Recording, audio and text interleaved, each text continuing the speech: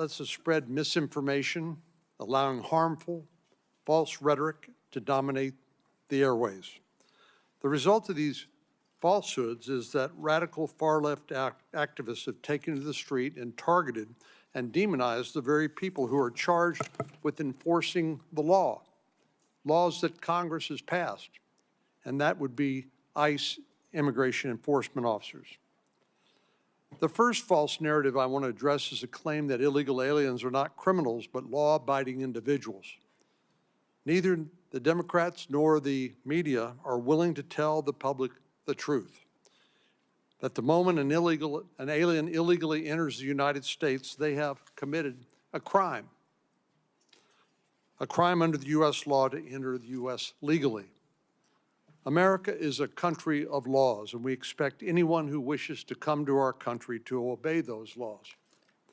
Another false narrative peddled by the far left is that illegal aliens are not receiving due process when they are arrested by Immigration and Customs Enforcement. This naturally begs the question, what sort of process are these individuals actually due?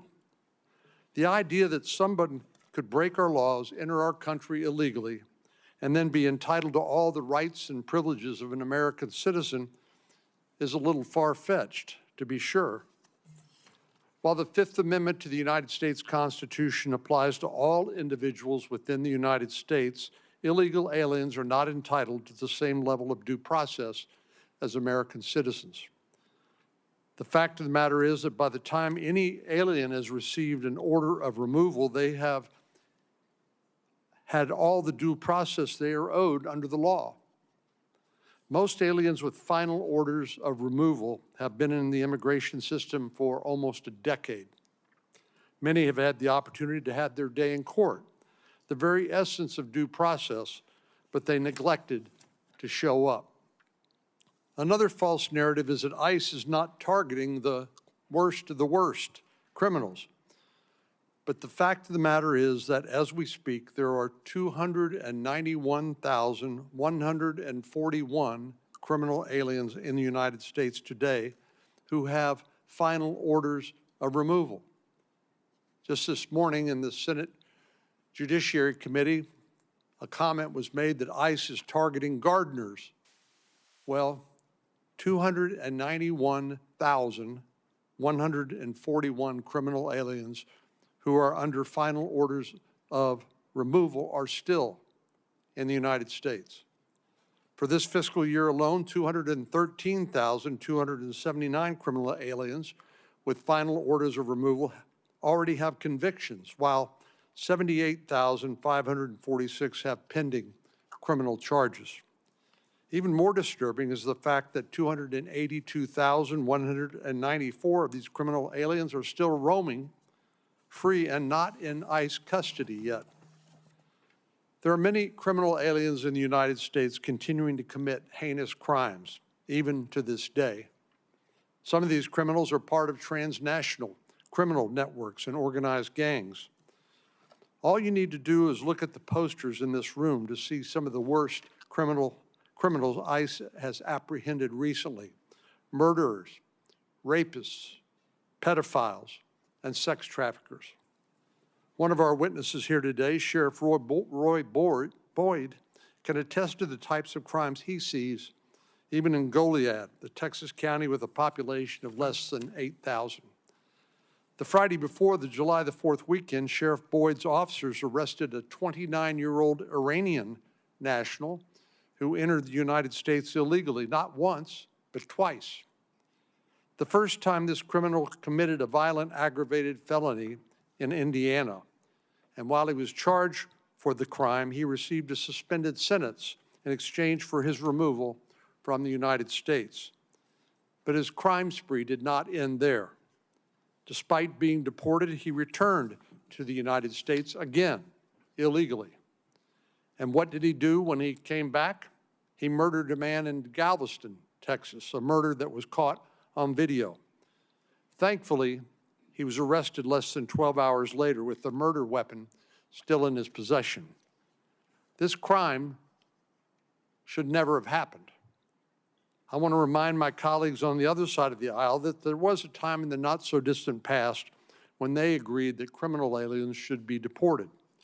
But it seems like amnesia has set in, especially because we now happen to have a president in office who's restored the rule of law and now requires enforcement of existing laws.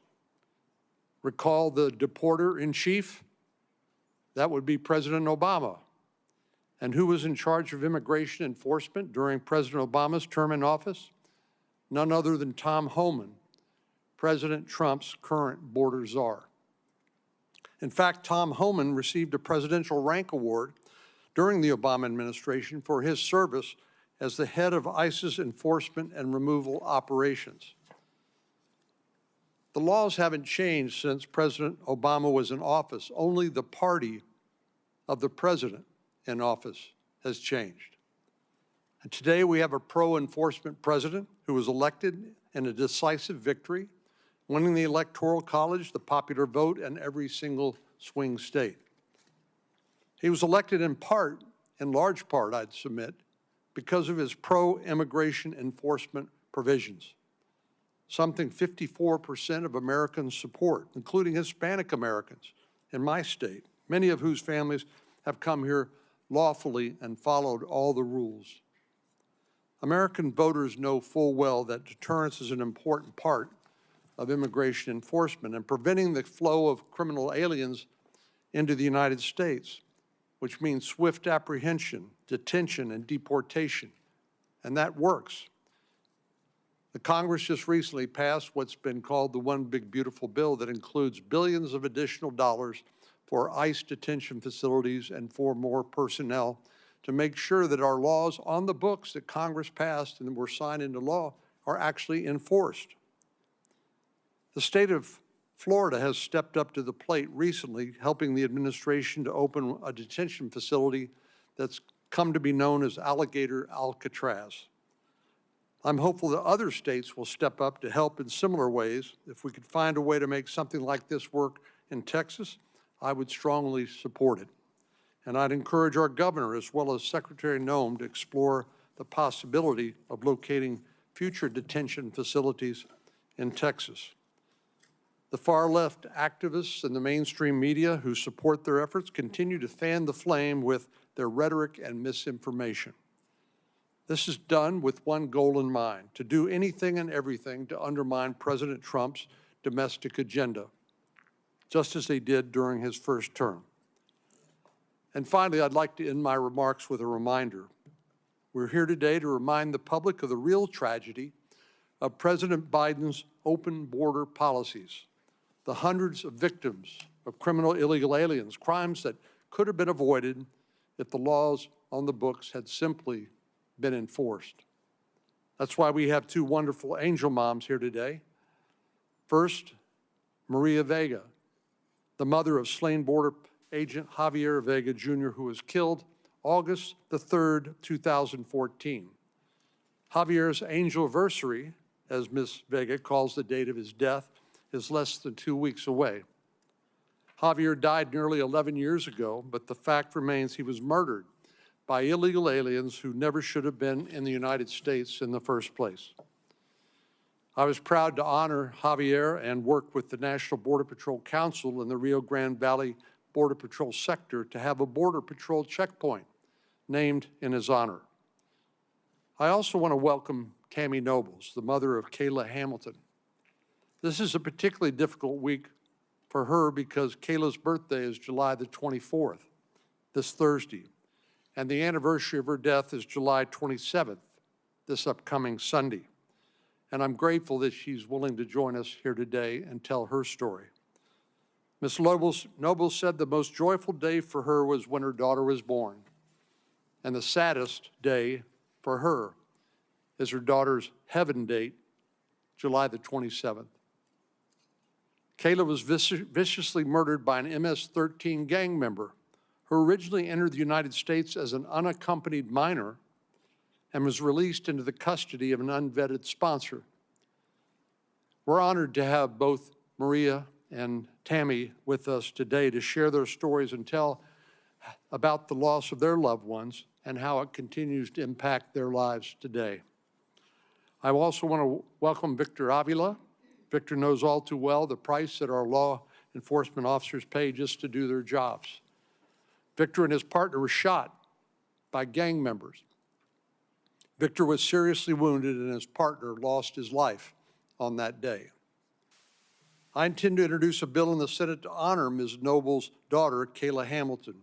The bill will require that HHS conduct mandatory checks on all unaccompanied minors and bar criminal alien sponsors from being allowed to assume custody of such children. A similar bill was introduced by Representative Russell Fry in the House. You may ask, why is it necessary to pass a law to get Health and Human Services to do mandatory checks on unaccompanied minors and to bar criminal alien sponsors? Well, that's because laws barring that do not currently exist, and we need to make sure that this can never happen again. And now I yield to Ranking Member Padilla to give his opening statement. Thank you, Mr. Chairman. Good afternoon, everybody, and thank you all for being here. You know, prior to the start of this Congress, for nearly 4 years, I served as chair of this subcommittee with then Ranking Member Cornyn. Now our roles have been reversed, so I'm happy to be here as a ranking member under Chairman Cornyn's leadership here. For 4 years, though, when I was chair, we held hearings examining everything from immigrants serving in the military and then our healthcare system to America's Refugees Admissions Program and the need to better resource our overwhelmed immigration courts. So today, 6 months after President Biden has left office, we hear Republicans continue to talk about how Donald Trump has solved our border crisis. But you won't be surprised to learn that they're also focusing on, guess what? The Biden border betrayal, that's what they call it. And I suspect that years down the road, they'll continue to point the finger at President Biden. But here's what Republicans won't be saying. That if Donald Trump and Republicans were truly focused on just targeting violent criminals, Democrats would have no objections. I know I've been saying it.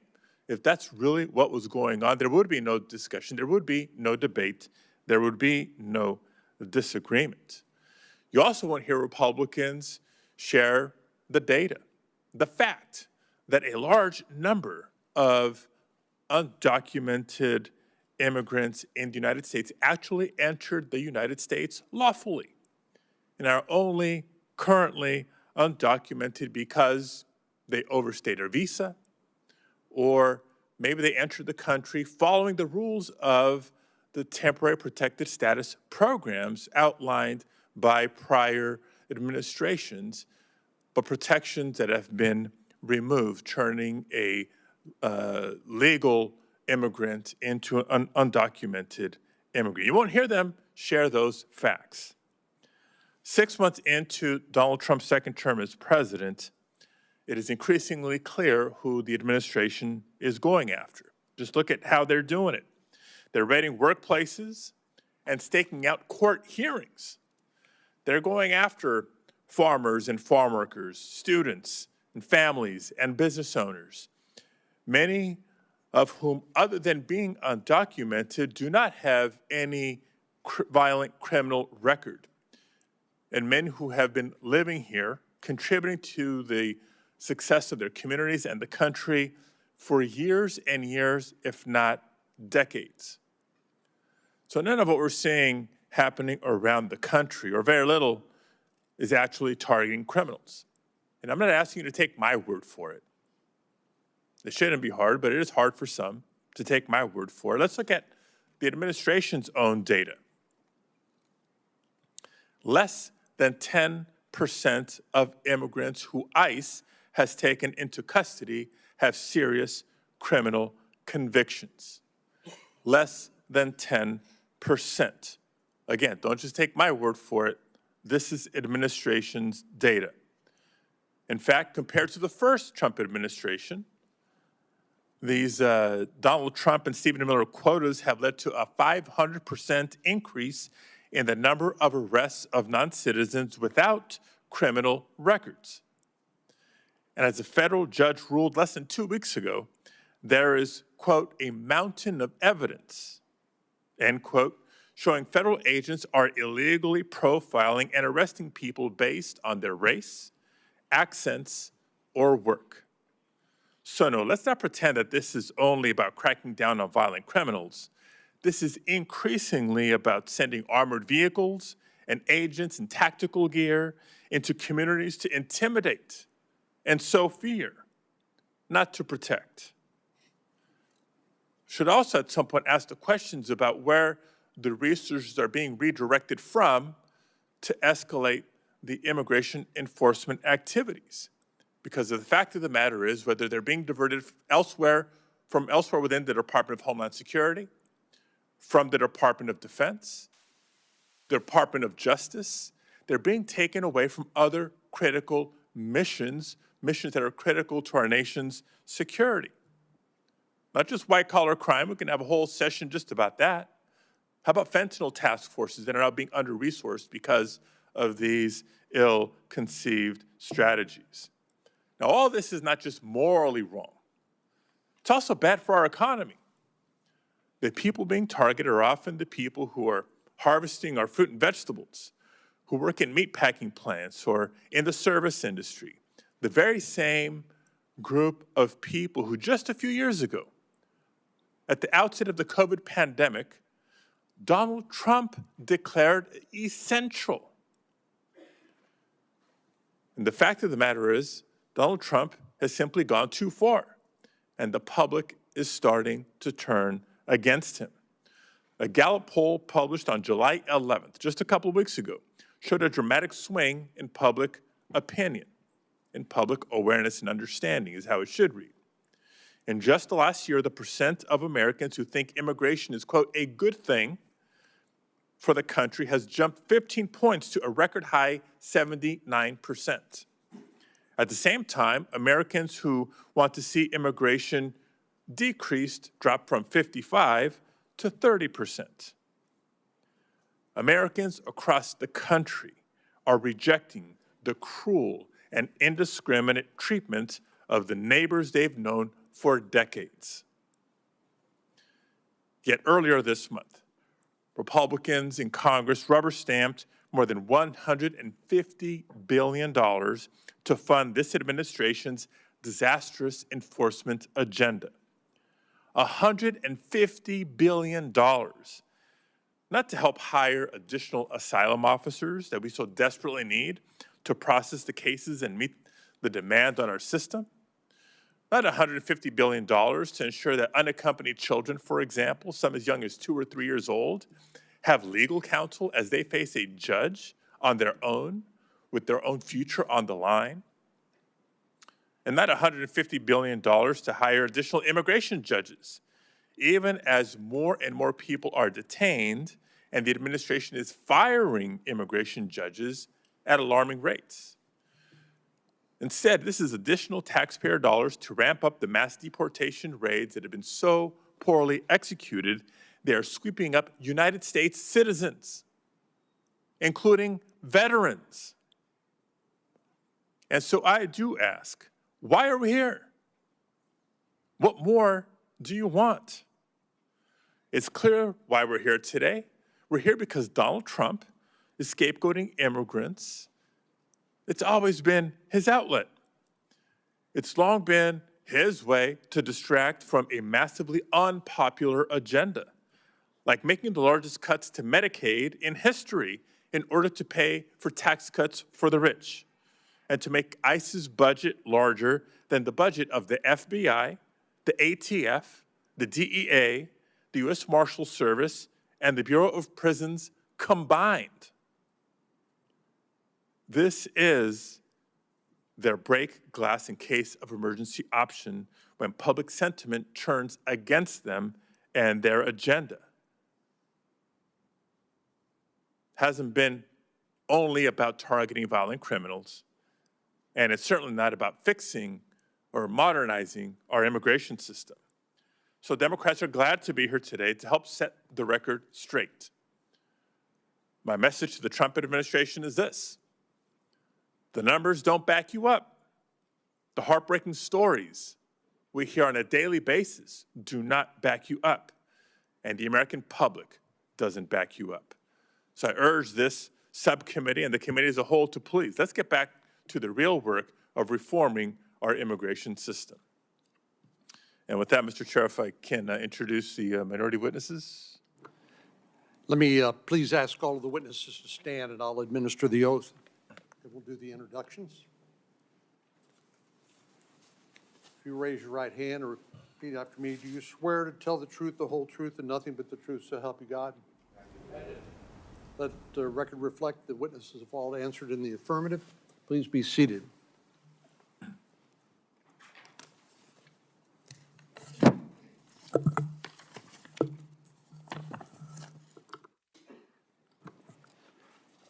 I'll introduce the majority witnesses, and then I'll turn it over to Senator Padilla. Tammy Nobles, as you've heard, is the mother of Kayla Hamilton, who was murdered by Walter Javier Martinez, an illegal alien gang member who entered the United States as an unaccompanied alien child from El Salvador. When Kayla was being murdered, she managed to call and left a voicemail on her boyfriend's phone. In the voicemail, you can hear the struggle going on in the background, and Kayla could be heard crying. Martinez can be heard in the voicemail hushing her and near the end telling her, "I'm sorry," in Spanish, while strangling her with a phone cord. After Kayla was dead, Martinez tied her up and sexually assaulted her. Kayla fought for her life that day. She had bruises up and down her arms, her fingers and left side of her face, her back, and down her leg, and deep wounds to her neck from the cord.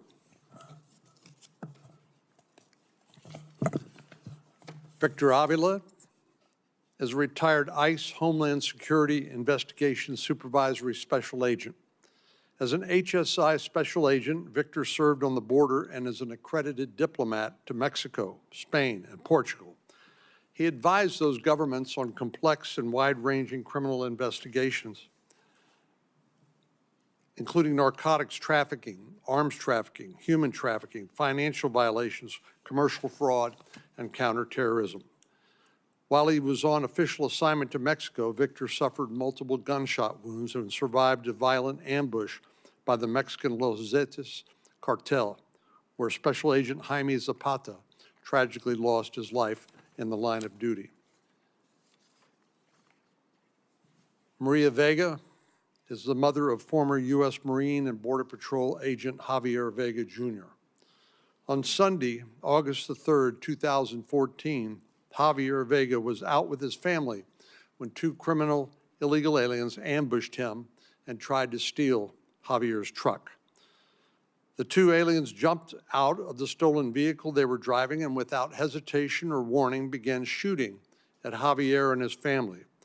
The illegal aliens shot Javier in the back and his father in the chest in front of his minor children.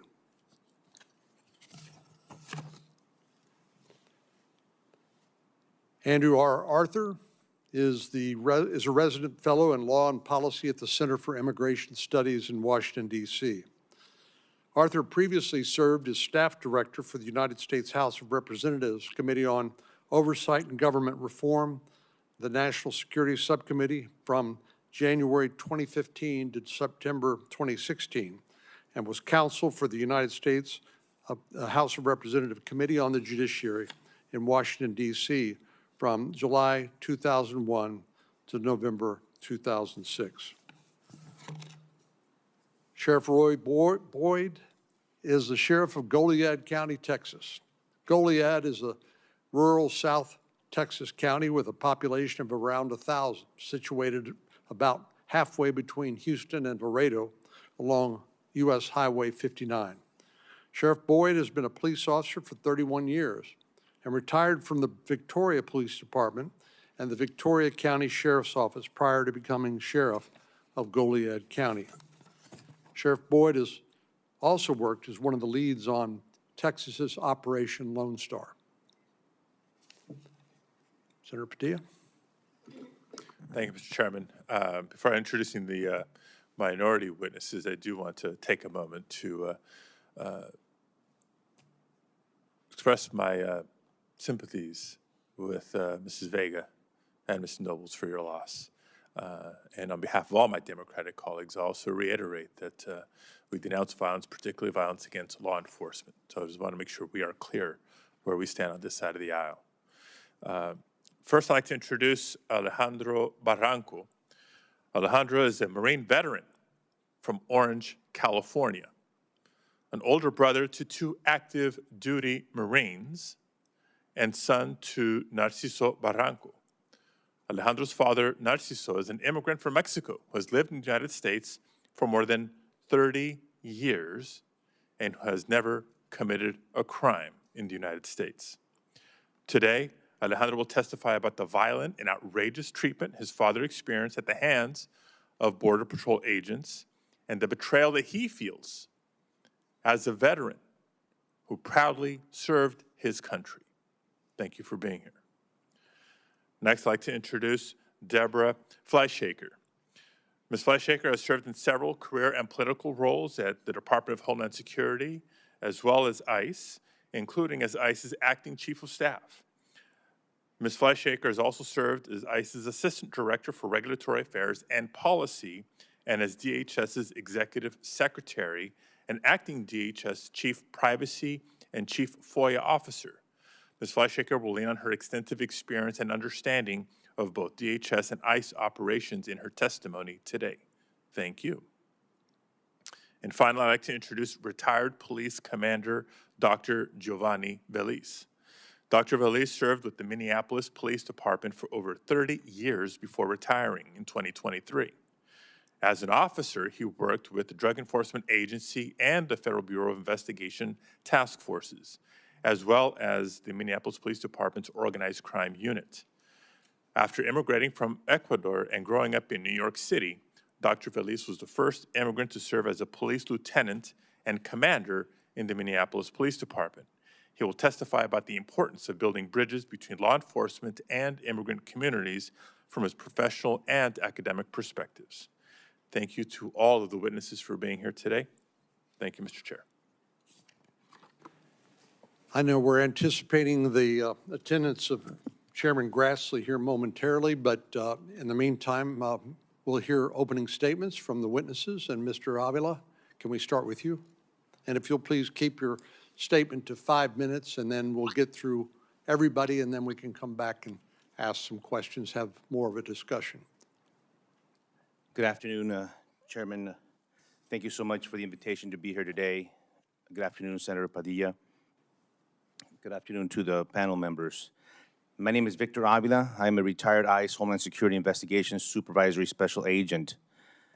HSI is responsible for investigating crimes involving immigration, trade, customs, and border security that threaten the security of the American homeland.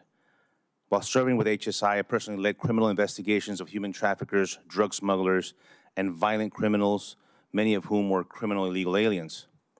During my tenure as a federal officer, I served under 3 different administrations, and as an HSI special agent, I served on the border, born and raised in El Paso, Texas, and also, like you mentioned, as an accredited diplomat in Mexico, Spain, and Portugal.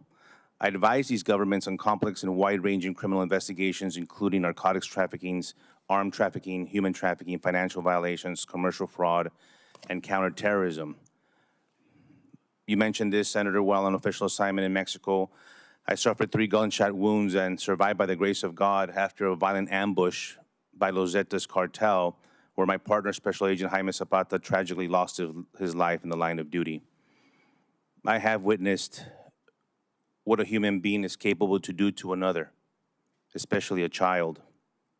As a subject matter expert in human trafficking investigations and victims identification, I tragically have seen things that I will not ever be able to take away from my head. I describe it as pure evil. Drug trafficking, human smuggling are just a few crimes that illegal aliens are involved with. I have experienced the violence and the imminent threat that we face from not just the illegal aliens, many of who are associated with Mexican cartels. What is happening today with our ICE officers and agents is unprecedented. The doxing of our men and women of ICE and accusing them of kidnapping when it's a lawful arrest or disappearing people simply must stop. They are upholding their oath and performing the scope of their duties. Vilifying officers because some people disagree with the enforcement of the law or because it contradicts their ideology is just not acceptable. Thousands of police officers arrest people every single day, and that officer is not singled out for doing their job. Why, then, are ICE officers being targeted? This, I believe, is a politically driven issue. How do we get here? The Biden administration opened the border utilizing illegal policy like the CBP-1 app and exploiting our asylum criteria and parole systems. The Biden administration was very successful in limiting the budget for ICE. They were successful at bringing the morale down in law enforcement, especially Border Patrol. They were successful in having them lose their identity, stripped of their authority, tie their hands behind their backs to not do their jobs. The interior enforcement that you're seeing right now was almost non-existent, especially worksite enforcement. They were silenced by the media. The priority of ICE is the removal of criminal illegal aliens, those with existing criminal histories in the U.S. or their home country. However, there are illegals in the U.S. that were not properly vetted by the Biden administration, and although no criminal history is registered in our databases, many are affiliated with a gang or cartel activity. Those caught as a collateral will also be processed for removal as well. Illegal aliens detected and arrested by ICE are receiving due process. It's important to note that not all illegal aliens face the same removal proceedings. It depends how the illegal entered the U.S., where they entered, the country of origin, many different factors. Some illegals are subject to mandatory detention while others can be removed immediately like visa overstays. The illegals with final removal orders and their due process through an immigration court subject them to arrest and removal immediately. And just to be clear, ICE officers and HSI special agents do not require a warrant to conduct an arrest. 90+% of the arrests that I conducted in my career were warrantless. It is important for Congress to engage with other countries for the removal process and establish memorandums of understandings, especially in Mexico and Central America. I think Congress has a vital role to better support the mission of U.S. Customs and Border Protection, CBP, ICE, and the role that they play every single day safeguarding our border. We have many things to talk about that the big, beautiful bill you'll see a big difference coming very soon to augment their capacity. Thank you so much for your time. I look forward to your questions. Mr. Arthur? Thank you. Chairman Cornyn, Ranking Member Padilla, and members of the subcommittee, thank you for inviting me today to discuss this salient topic. There's been a great deal of contention of late over ICE arrests of aliens in the interior. With 33 years of immigration experience as a prosecutor, congressional staffer, and immigration judge, I hope to put those arrests into context. Some 300,000 aliens have been arrested in the interior under the second Trump administration, according to DHS. That's more than the 113,500 aliens ICRO arrested in FY 2024 and the 170,600 ICE arrests in FY 2023. And the agency is on track to make twice as many interior arrests this year as in FY 2009, 298,000. That said, as the Supreme Court noted in INS versus Lopez Mendoza, a case addressing the legality of worksite raids, the average immigration officer made 500 alien arrests per year in 1984, at a time when the unauthorized population was significantly smaller. If ICE were operating at that same pace today, the agency would have made roughly 3 million interior arrests since January. According to DHS, 70% of the aliens ICE arrested in the last 6 months have criminal histories, either arrests or convictions. That's roughly equivalent to FY 2024, when 72% of ICE interior arrests involved aliens with criminal histories, but much higher than the 43% criminal history arrest rate in FY 2023. Most of the ICE enforcement attention, both in Congress and in the media, has focused on what ICE refers to as, quote, at-large arrests at homes and in public places. When I was an INS trial attorney in California in the mid-1990s, there were few at-large arrests because most jurisdictions allowed immigration officers into their jails and other secure facilities to take custody of criminal aliens.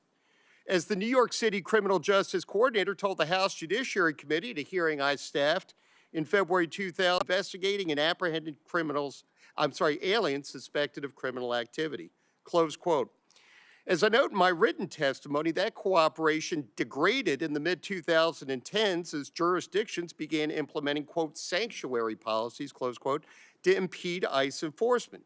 Sanctuary policies only protect criminals, and if they were to end, ICE would likely be too busy processing criminals in local jails to perform many at-large arrests. Because alienage isn't a critical factor in most state and local arrests and prosecutions, there's no way to know what percentage of the undocumented have criminal records. But what is known is that 100% of criminal aliens do have criminal records, and the recidivism rate is high. A 2011 GAO study found that criminal aliens had, on average, 7 separate arrests apiece.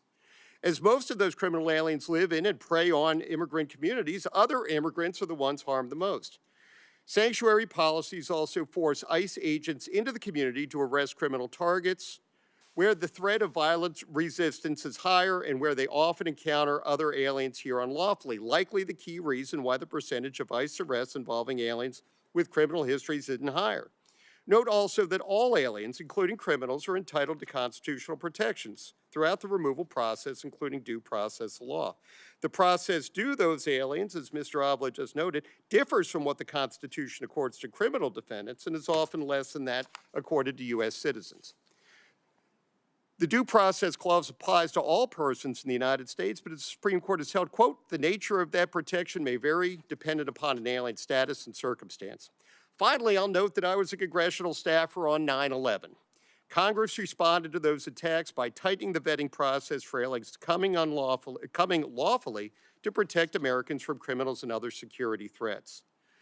The hard-earned lessons of September 11th were ignored over the last 4 years, as the last administration released millions of unvetted aliens into our communities, too many of whom have gone on to harm innocent victims here.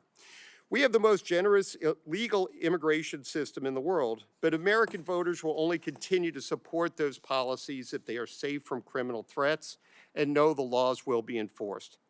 That's likely why 75% of respondents in the most recent Harvard-Harris poll supported the current administration's, quote, efforts to deport criminals who are here illegally, close quote. In closing, thank you again, and I look forward to your questions. Thank you, Mr. Arthur. Sheriff Boyd?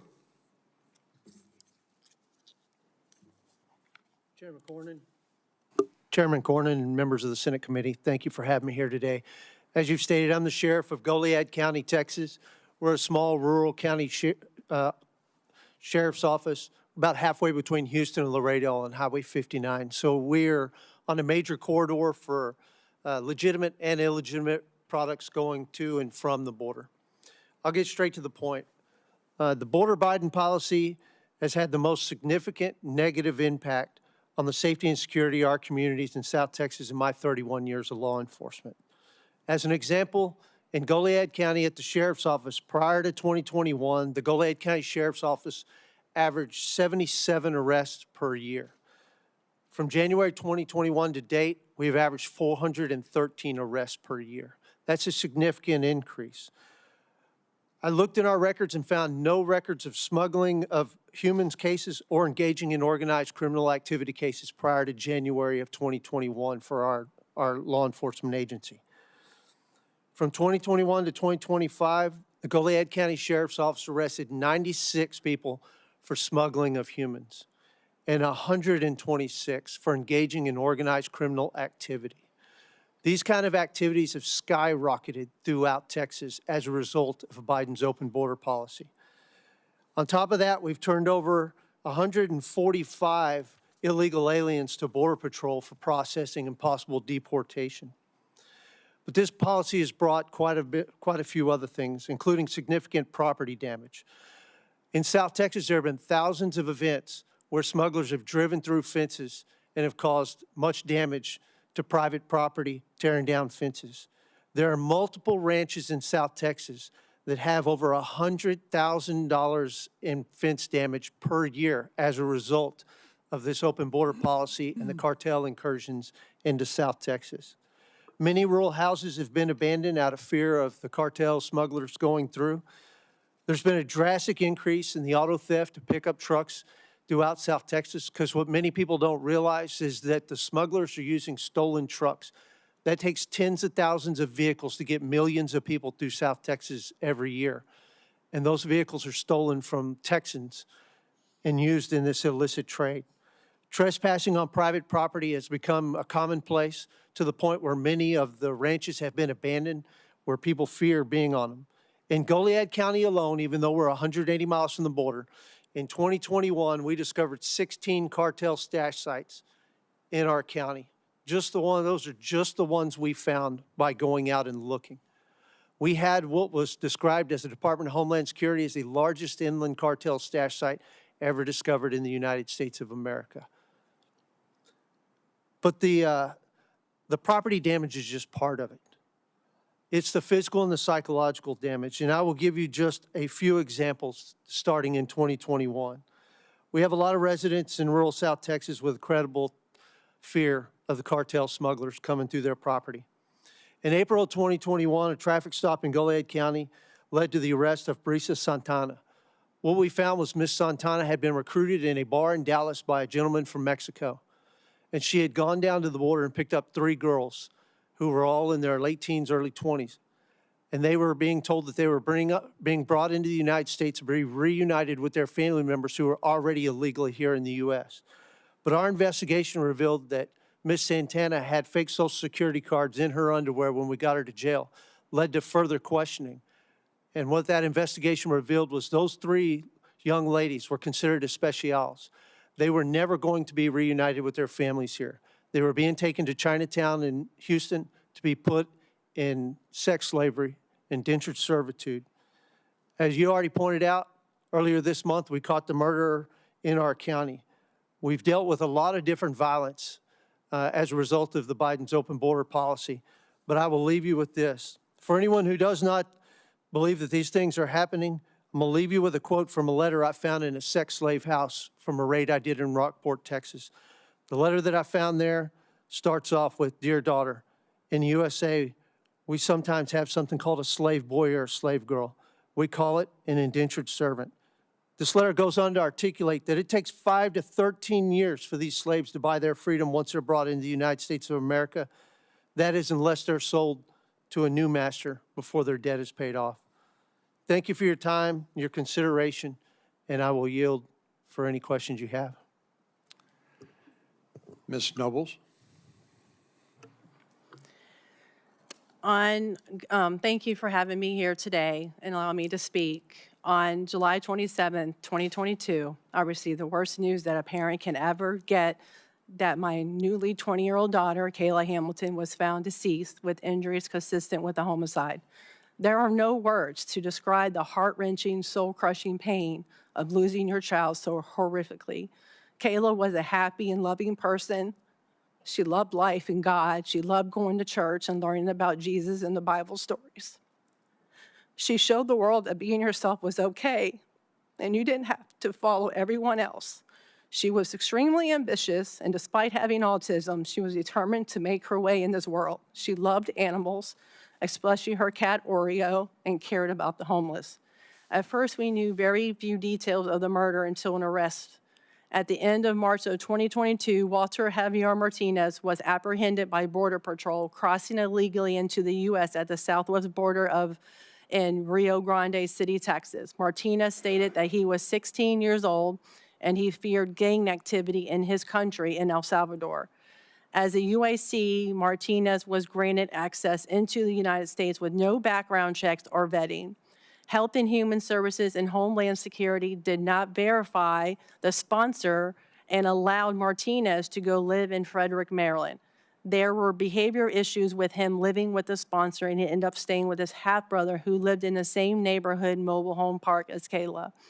There were behavioral issues with Walter, so the half-brother called the property manager of the mobile home park, which I thought was a legit company. We learned that an illegal immigrant who was a priest owned some of the mobile homes and allowed his cousin to rent a home to a 16-year-old gang member in the same mobile home as Kayla. Through the investigation of Kayla's murder, we found out that this priest and his cousin knew Walter Javier Martinez from El Salvador and knew he was running from a homicide. And they decided to put him in the same mobile home as Kayla.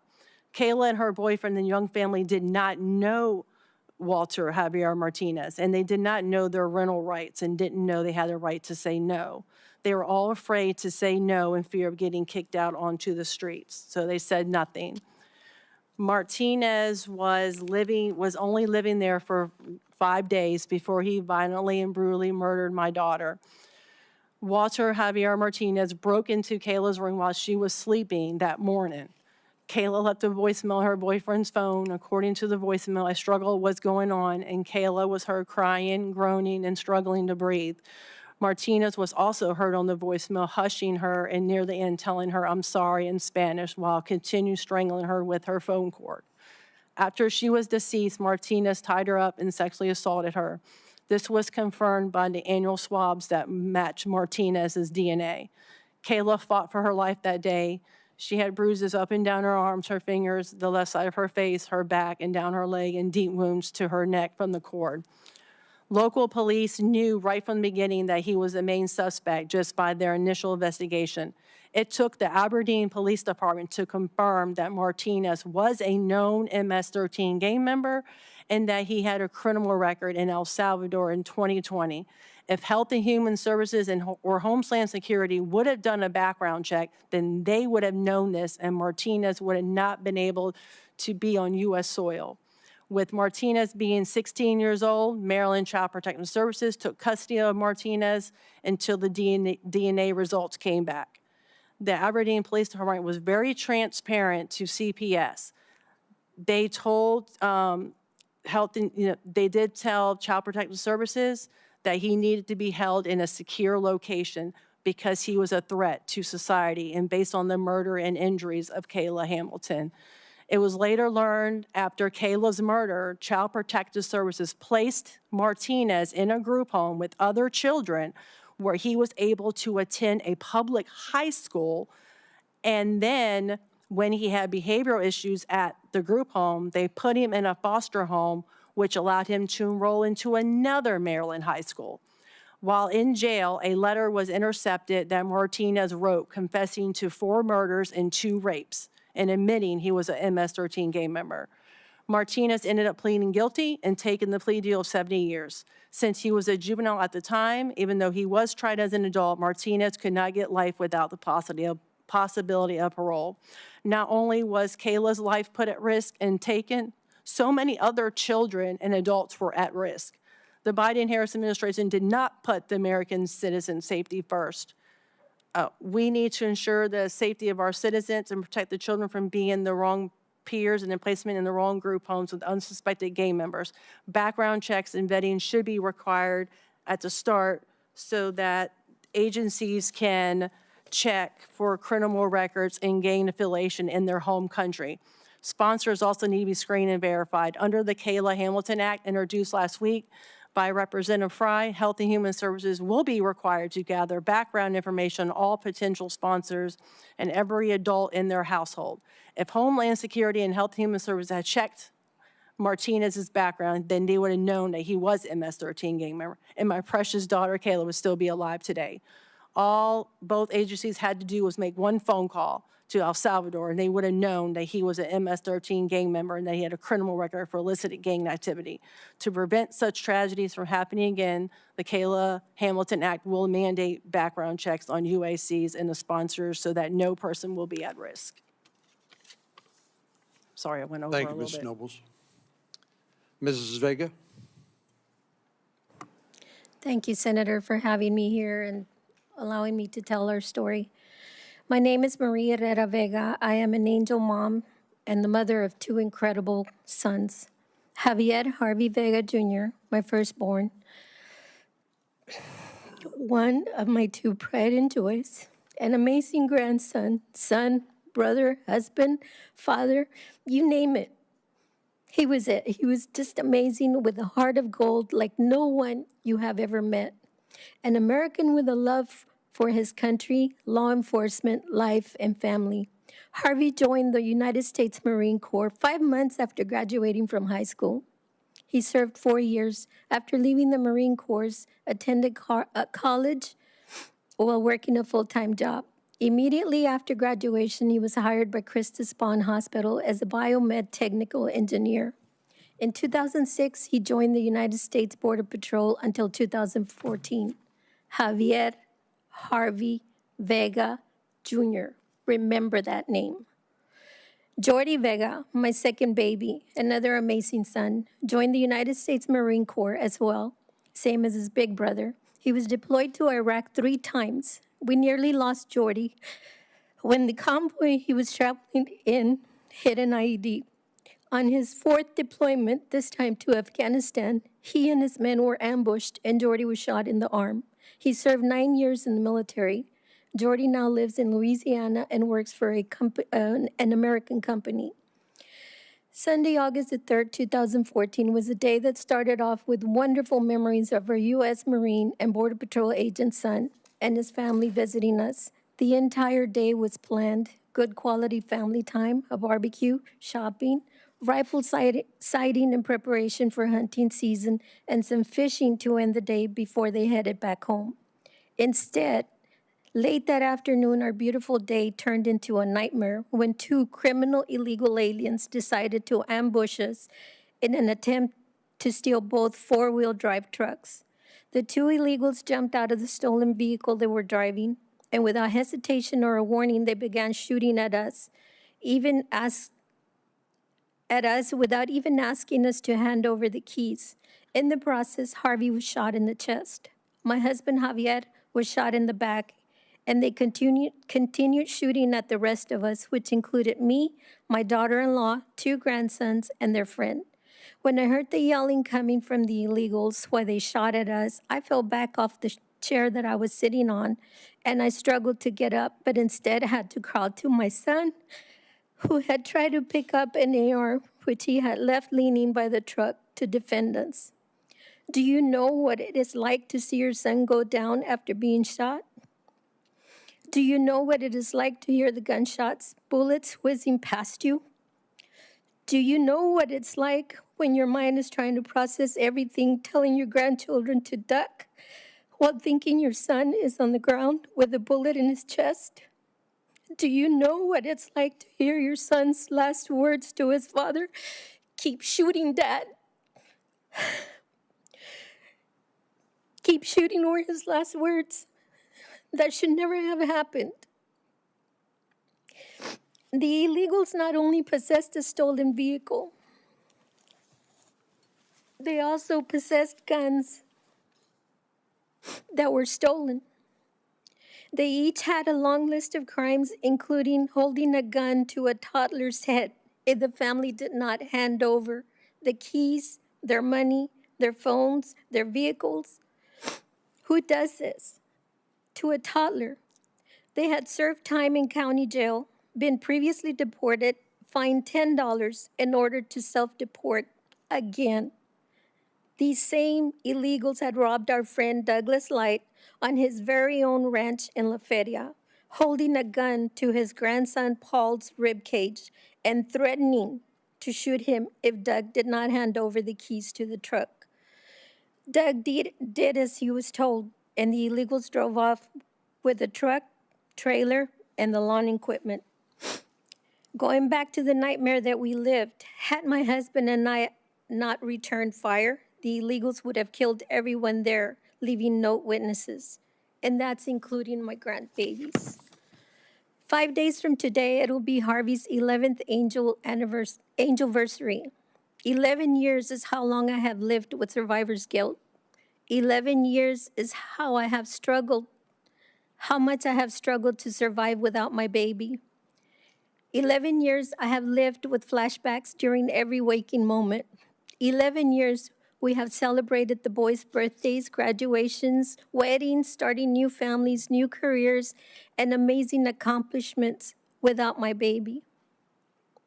11 years I have witnessed how his killing has impacted the community, our families, his work families, his childhood friends. I have seen the heartbreak in everyone's voice, hearts, and actions. Illegal aliens have impacted American lives in a very negative way. They have no regard for human life, as I witnessed firsthand. The illegals that killed Harvey also shot my husband in the back and shot at innocent children and women. My grandbabies and their friend were only 8 and 11 years old. Take a moment and imagine your child or grandchild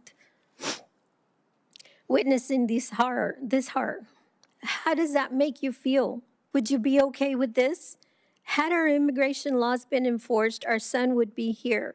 Barack Obama failed me, my family, and our community, and our nation.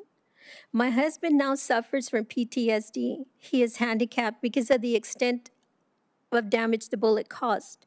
Nerves and ligaments were severed when the .45 caliber bullet traveled from one side of his waist, narrowly missing his spine before exiting on the other side of his body. I want you to know that we do not have an issue with people coming to America legally. We do have immigration laws in place for a reason, and they need to be enforced. And as politicians, you need to allow those in charge to enforce these laws. We are not a lawless nation. I myself was not born in America. I am the daughter of an American-born father and a Mexican-born mother. However, my father did not smuggle or sneak us into this country. After marrying my mother, he stayed by her side in Mexico until he applied to move us back to his country. He waited patiently, filled out all the necessary documents, and paid all the fees. He never even asked for government assistance, making do with his pay as a farmer and carefully planning for times when the weather did not permit work. He taught me and my siblings to be God-fearing, hardworking, law-abiding citizens. My 2 older siblings and I are proud naturalized citizens, and my little brother is a U.S. citizen. La Feria, Texas, my little town's population is about 7,000. Our little community has lost 3 young lives to illegal alien crime. Noemi Dominguez, a 26-year-old teacher murdered by criminal illegal alien Angel Maturino Resendiz in 1999. Some of you might remember him as a railroad killer. He was a serial killer that murdered so many people throughout America. Javier Harvey Vega Jr., 36-year-old, father of 3 boys, a U.S. Marine and Border Patrol agent, murdered in cold blood in front of his family by Gustavo Tijerina Sandoval and Ismael Hernandez Vallejo in 2014. They both had a long list of crimes they committed throughout the Rio Grande Valley. If committing these crimes was their job, it doesn't seem to me like they were producing anything in the community. They were not contributing to the community. Maria Macias, a 37-year-old mother of 3 beautiful young daughters, killed in a car accident caused by illegal alien Bedelin Alegria in 2022, who instead of trying to render aid, fled from the scene of the accident. That's 3 young lives from my town. This is what family separation really looks like. Not one angel family will ever see our loved ones again. Their lives were taken by illegal aliens. Now that you know a mother that had to shoot back to defend and protect her family, do you still believe we should have open borders?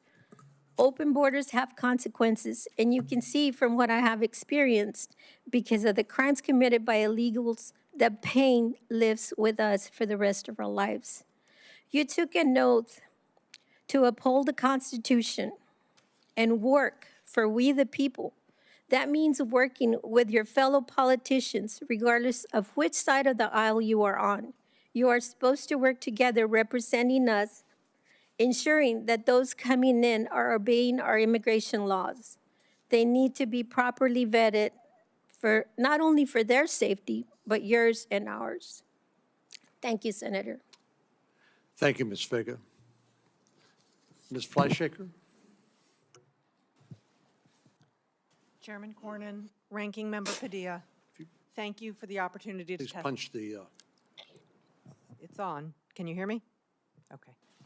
Thank you for the opportunity to testify today. I currently serve as the principal consultant at Blackbird Ventures, and prior to that, I spent nearly 14 years at the Department of Homeland Security as both a career public servant and a political appointee, including as the acting ICE Chief of Staff and the ICE Assistant Director for Regulatory Affairs and Policy. The views I'm sharing today are my own and don't reflect the official positions of DHS or ICE. At the core of today's hearing is a critical question. How can we enforce immigration laws in a way that protects national security, ensures public safety, and respects legal rights? The answer must be grounded in facts, professional judgment, and strategic use of limited resources, not fear, spectacle, or indiscriminate enforcement. Unfortunately, the Trump administration's approach has strayed from these principles.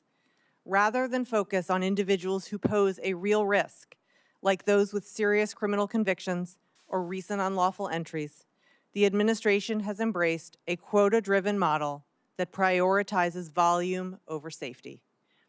Officers have reportedly been pressured to meet 3,000 arrests per day, regardless of risk level. And as of June 2025, nearly half of all ICE arrests involved people with no criminal history at all. This isn't just unjust, it's ineffective. It diverts resources from genuine threats, floods the immigration courts and detention system, and lowers morale among career officers. It also erodes public safety.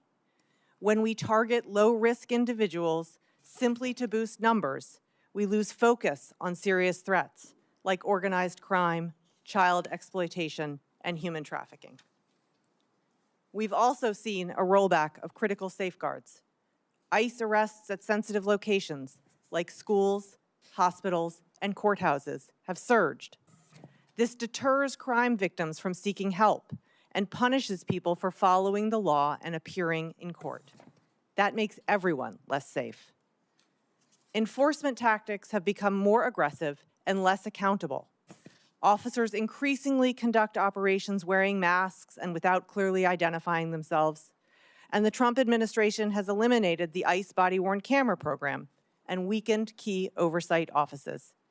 In a democracy, the public has a right to know who's exercising government power and under what authority. In short, what we need is not broader enforcement, we need smarter enforcement. Enforcement that is targeted, lawful, transparent, and focused on protecting communities, not padding arrest statistics.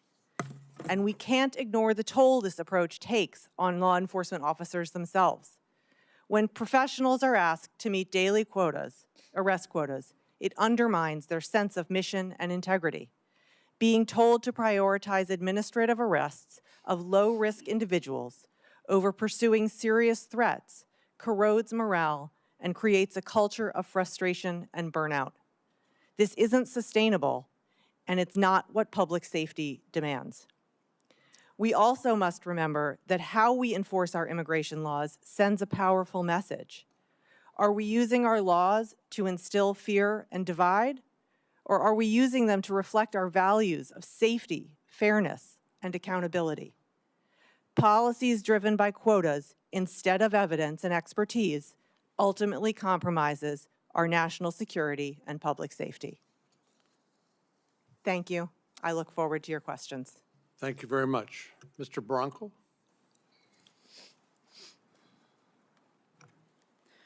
Good afternoon, Chairman Corman, Ranking Member Padilla, and members of the subcommittee. My name is Alejandro Barranco. I am a proud Marine and the son of Narciso Barranco. My father was violently attacked and detained on Saturday, June 21st, 2025, in Santa Ana, California, while working a job he has held since the 1990s. He was surrounded by masked men who did not identify themselves, never presented any type of warrant. Terrified, he ran. They chased him, pointing a gun at him, pepper sprayed him, and eventually tackled him to the ground and kicked him. After he was handcuffed, these men held him down while another beat him repeatedly in the neck and head area.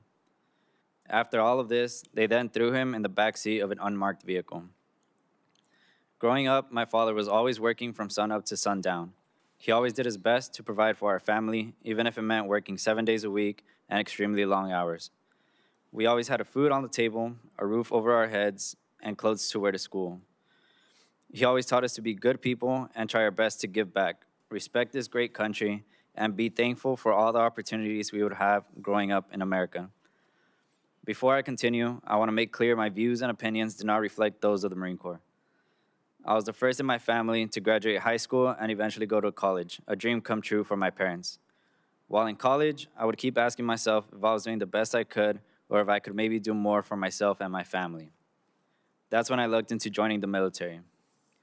I joined the Marine Corps out of the love I have for this country and continue to bring honor to my family name. When I told my dad I was going to enlist, he cried with pride. He told me to give it everything I had because we do anything and everything to give back to our country. I deployed to Kabul in 2021 to support the evacuation, standing with Marines who made the ultimate sacrifice. I helped carry their caskets home. Today, both of my brothers are also serving on active duty. My father tells everyone, all 3 of my sons are Marines. He is so proud that he raised sons who wanted to serve. My brothers and I are a reflection of who my father really is, a law-abiding, proud, and patriotic man. My father has no criminal record and should have never been treated with the dignity. My father has no criminal record and should have never been attacked by these people. My dad is a human being, but he was not treated with the dignity he deserved. He has always made sure to do his best in giving back and supporting this country just like we all do. That is who he is. That is who our country punched, threw in detention, and is trying to deport. What I saw in the video of that day broke my heart. Since my father was detained, it has been a nightmare for my family. He was held in a cage with 70 to 100 other people, 1 toilet, no shower, no change of clothes.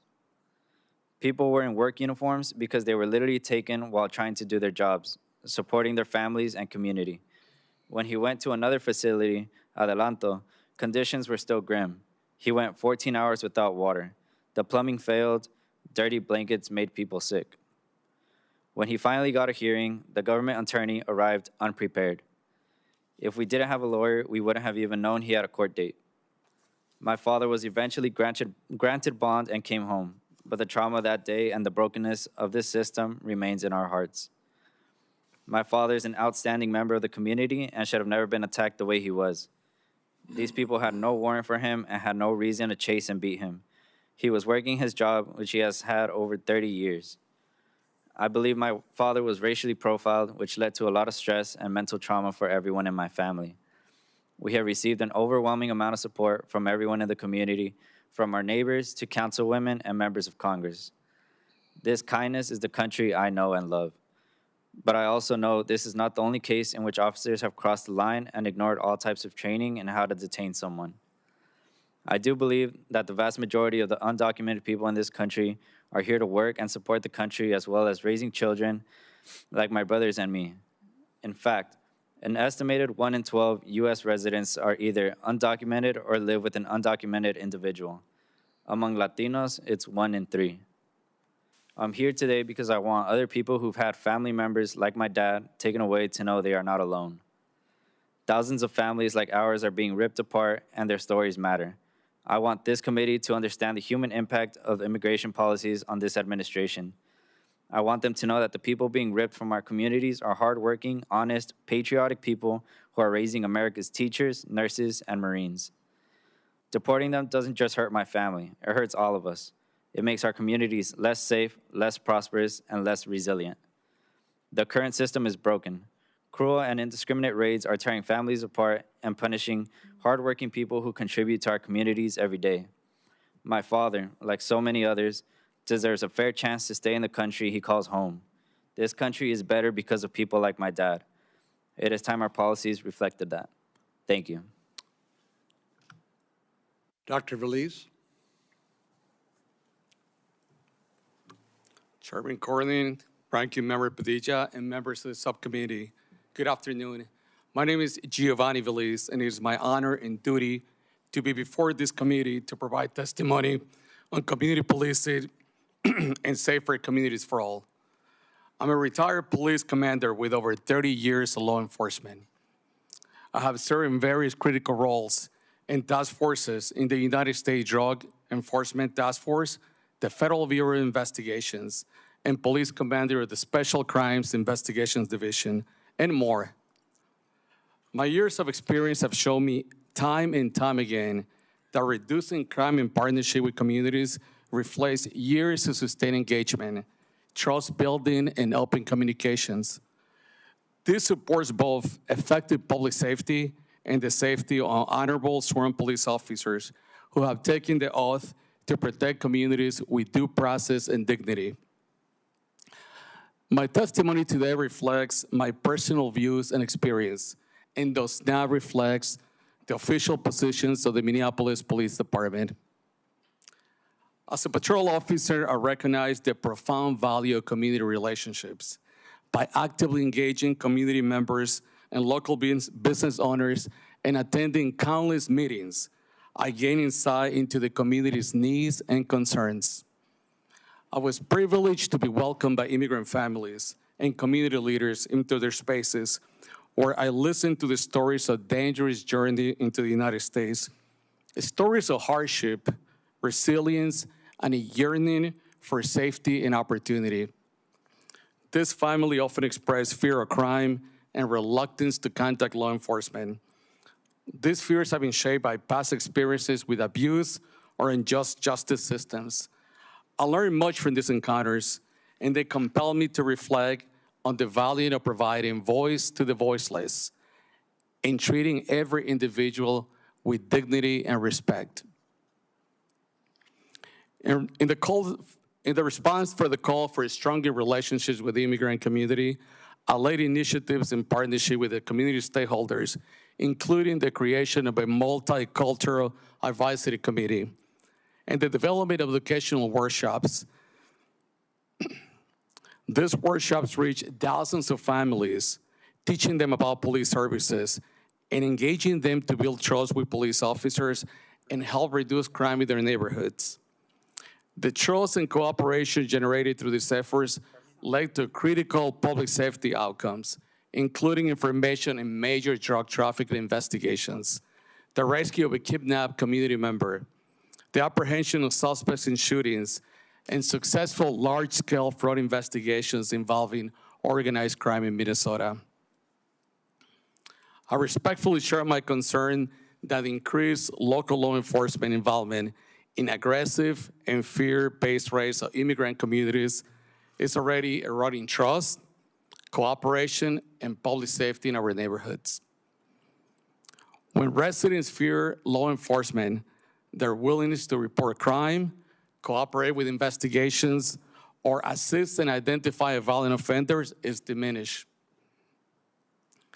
The erosion of trust not only undermines crime prevention, but also place both officers and community members at a greater risk. Trust between law enforcement and communities we protect is vital and can only be achieved through community cooperation. Without community cooperation, police agencies across the country will have a difficult time identifying and apprehending violent offenders. This will more likely create risks for both police officers and community members.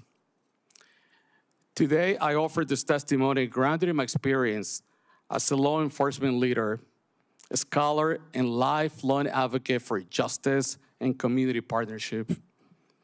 I urge this committee to fully recognize the dangerous consequences to public safety these aggressive tactics present. I also urge you to work together with community leaders and public safety experts to rebuild trust and to continue to keep our community safe. Thank you for your service and leadership. Thank you, Dr. Velez.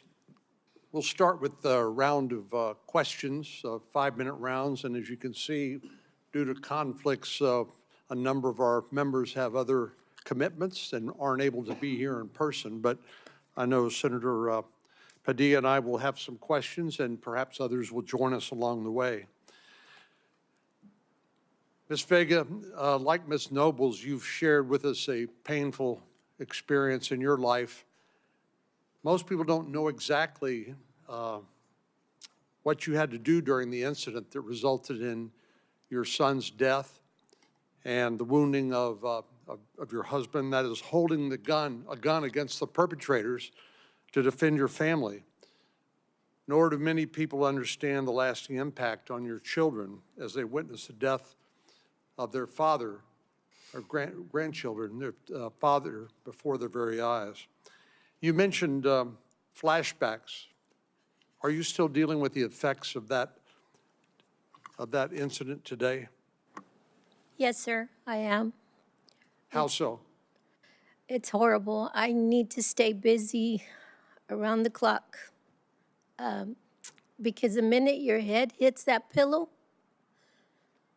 everything plays out over and over, and you can't stop it. Now, Ms. Vega, I think some people wrongly suggest that the Hispanic community in this country are somehow opposed to enforcement of our immigration laws. And I think it was Sheriff Boyd made the important distinction between legal immigration and illegal immigration. To be sure, legal immigration has been one of the secrets to our success as a nation of laws. But illegal immigration has been an unmitigated disaster for so many families, including the Hispanic community in Texas and elsewhere. So your family came to the United States legally. Some of our colleagues here and others you heard in the news say that, well, people can break the law and come to the United States illegally, but because they've been here a while, they ought to be able to stay and should not be forced to return home to get legal status. Do you agree with that? No, sir. They've had ample time to rectify their citizenship status. It's an honor being in this country. When you're from another country and you come here, it's an honor.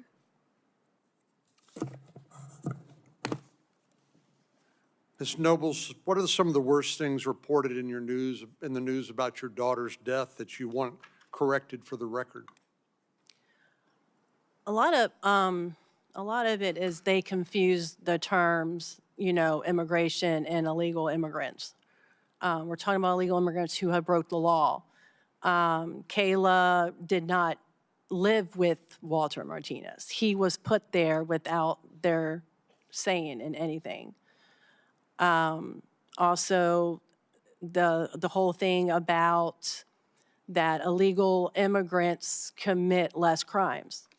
How do we know that? We don't know who's in this country. They have not been vetted, background check. We have no identification of them. We have no idea who they are. They're not in the system. We were really lucky to get a conviction from Walter because they checked and he was not in the system. They had to try to find out who he was by calling Border Patrol, getting his name and his date, and they had to call El Salvador to get any information about him. Nobody knew him. He wasn't in the system, no fingerprints, nothing. We don't know who they are. We don't know who's coming here. And we don't know what crimes they committed because they haven't been caught. We were lucky that he was caught. And the ones that we do know of, they actually got caught. There's no way of knowing because they can live under the radar. They can live in the communities.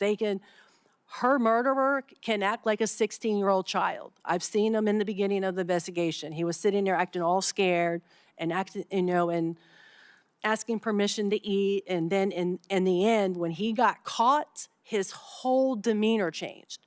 He sat in that chair and they told him he was being arrested for a homicide. He sat in that back chair. He looked so much older, so much wiser, and he was like, and he said homicide in Spanish. He just sat back and was like, okay.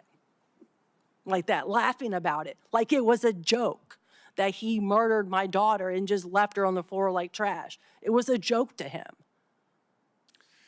Sheriff Boyd, it seems like during the 4 years of the Biden administration, the U.S. government outsourced its immigration policy to transnational criminal organizations, otherwise known as cartels.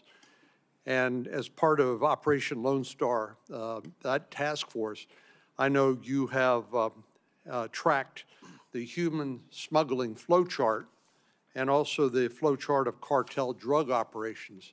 But in your experience dealing with the broken borders or the open border policies of the Biden administration, didn't it allow not only the trafficking of children and women, but the movement of drugs and other contraband across the border without any distinction between that and people who want to come here to work and perhaps want to achieve a better life? Yes, Senator. So what had happened is Border Patrol was basically turned in from an enforcement agency into a babysitting and processing agency.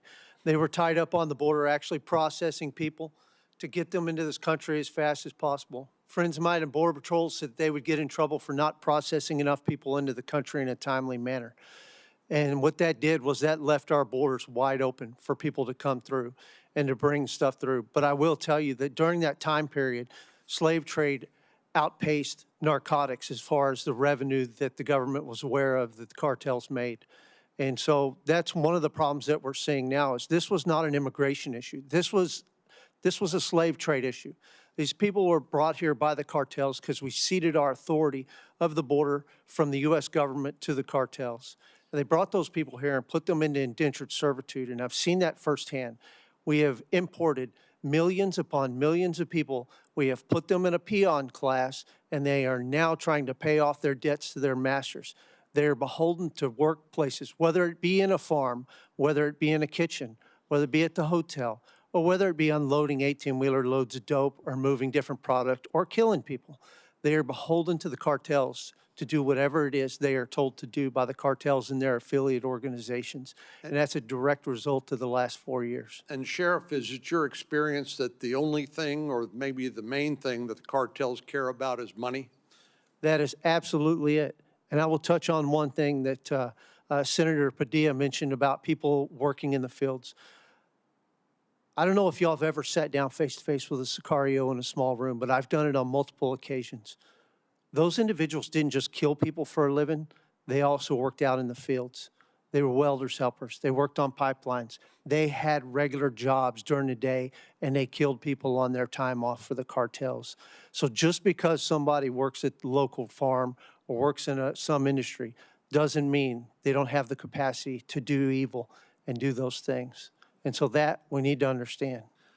And finally, you were part of Operation Lone Star Task Force, and I believe you've supplied us with a couple of charts here. One, a human smuggling flow chart, and one, a simplified flow chart of cartel drug operations. Is that correct?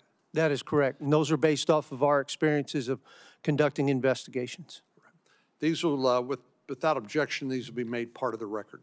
Senator Padilla? Thank you, Mr. Chair. One of the first things I want to clarify, something I keep hearing, not just during this hearing, but for months and months now from the Trump administration, is that they're going after the worst of the worst. That's the soundbite, that's the rhetoric. And their aggressive show of force is accomplishing the goal. At least that's their claim. The way they present it, the way they talk about President Biden's administration and prior Democratic administrations is like it was never a priority for Democratic administrations to go after criminals, and that Democrats and Democratic administrations just didn't care about the presence of dangerous people in our communities. It's simply not true. So I want to help set the record straight. And again, if you can't take my word for it, let's turn to an expert. Ms. Fleischaker, you were in ICE leadership. In your view, in your experience, did the Biden administration ever restrain ICE from pursuing serious criminals? Part B to that question, only because one of the other witnesses implied that the Biden administration was restraining ICE either by policy or by resources from doing its job. True or false? Can you expand on both of those, please? We absolutely did not stop ICE agents from enforcing the law and going after public safety threats. In fact, we encourage them to do so. We very much want to find and arrest public safety threats in the community. Well, thank you for that. And anybody on this side of the dais who's familiar with the appropriations process in Congress, particularly in the Senate, given the filibuster rules, knows that spending plans are adopted on a bipartisan basis. On a bipartisan basis, so we can discuss and debate the need for additional investments in not just enforcement, but as I mentioned previously, immigration judges, hearing officers, et cetera. In fact, not too long ago, there was a bipartisan proposal on the table to significantly ramp up the budgets for those agencies, and Republicans walked away from that deal. That's a fact. Second area I want to tackle is in the area of indiscriminate enforcement. Just by show of hands, by the way, raise your hand if you think all immigrants are criminals. Let the record reflect, none of the witnesses raised. All immigrants are criminals? Not all immigrants. I'm very precise in my question, very precise in my question. Repeat your question. Raise your hand if you believe all immigrants are criminals. Talking illegal immigrants, or are you talking about regular immigrants? Microphone. Yeah, he's microphone. All immigrants. I'm using my words very Are precisely. you talking about Raise your hand. illegal immigrants By show of or hands, just- immigrants who came here legally and did it the right way? Which one? By a show of hands, raise your Well, hand that's if you not, believe yeah, all that's not going to immigrants be are a criminals. proper answer to that. Or even most. No, Again, all those illegal hands are immigrants not- are criminals because So they I don't came here think anyone illegally. here would disagree with the idea of rooting out the, quote, worst of the worst, even if we disagree over what immigration policy should be. But I believe it's unacceptable that these raids are so indiscriminate that they end up sweeping up people with no history of violent crime. Hardworking people trying to give their children a better life, like Alejandro's father, Narciso. Now, Alejandro, question is for you. First of all, I'm so sorry about what happened to your father and what your family's been going through. Targeting somebody like him does not seem to make the community, the state of California, or the country any safer. And it's an insult to our history of welcoming people who want a better life. Now, I agree, we need to modernize our immigration system to make it more strategic, more effective. Is there anything else that you would like to share about the cruelty with which your father was treated or which your family's gone through? I think that the way they treated him and the way they handled that situation was very unprofessional. It showed men who were not trained. It doesn't seem like it. They were running with fingers. They were running with guns in their hand, with fingers on the trigger, pointing it at civilian vehicles. And honestly, I don't think that's for the best of public safety. And I believe that they should have better training and go out and chase after the real criminals.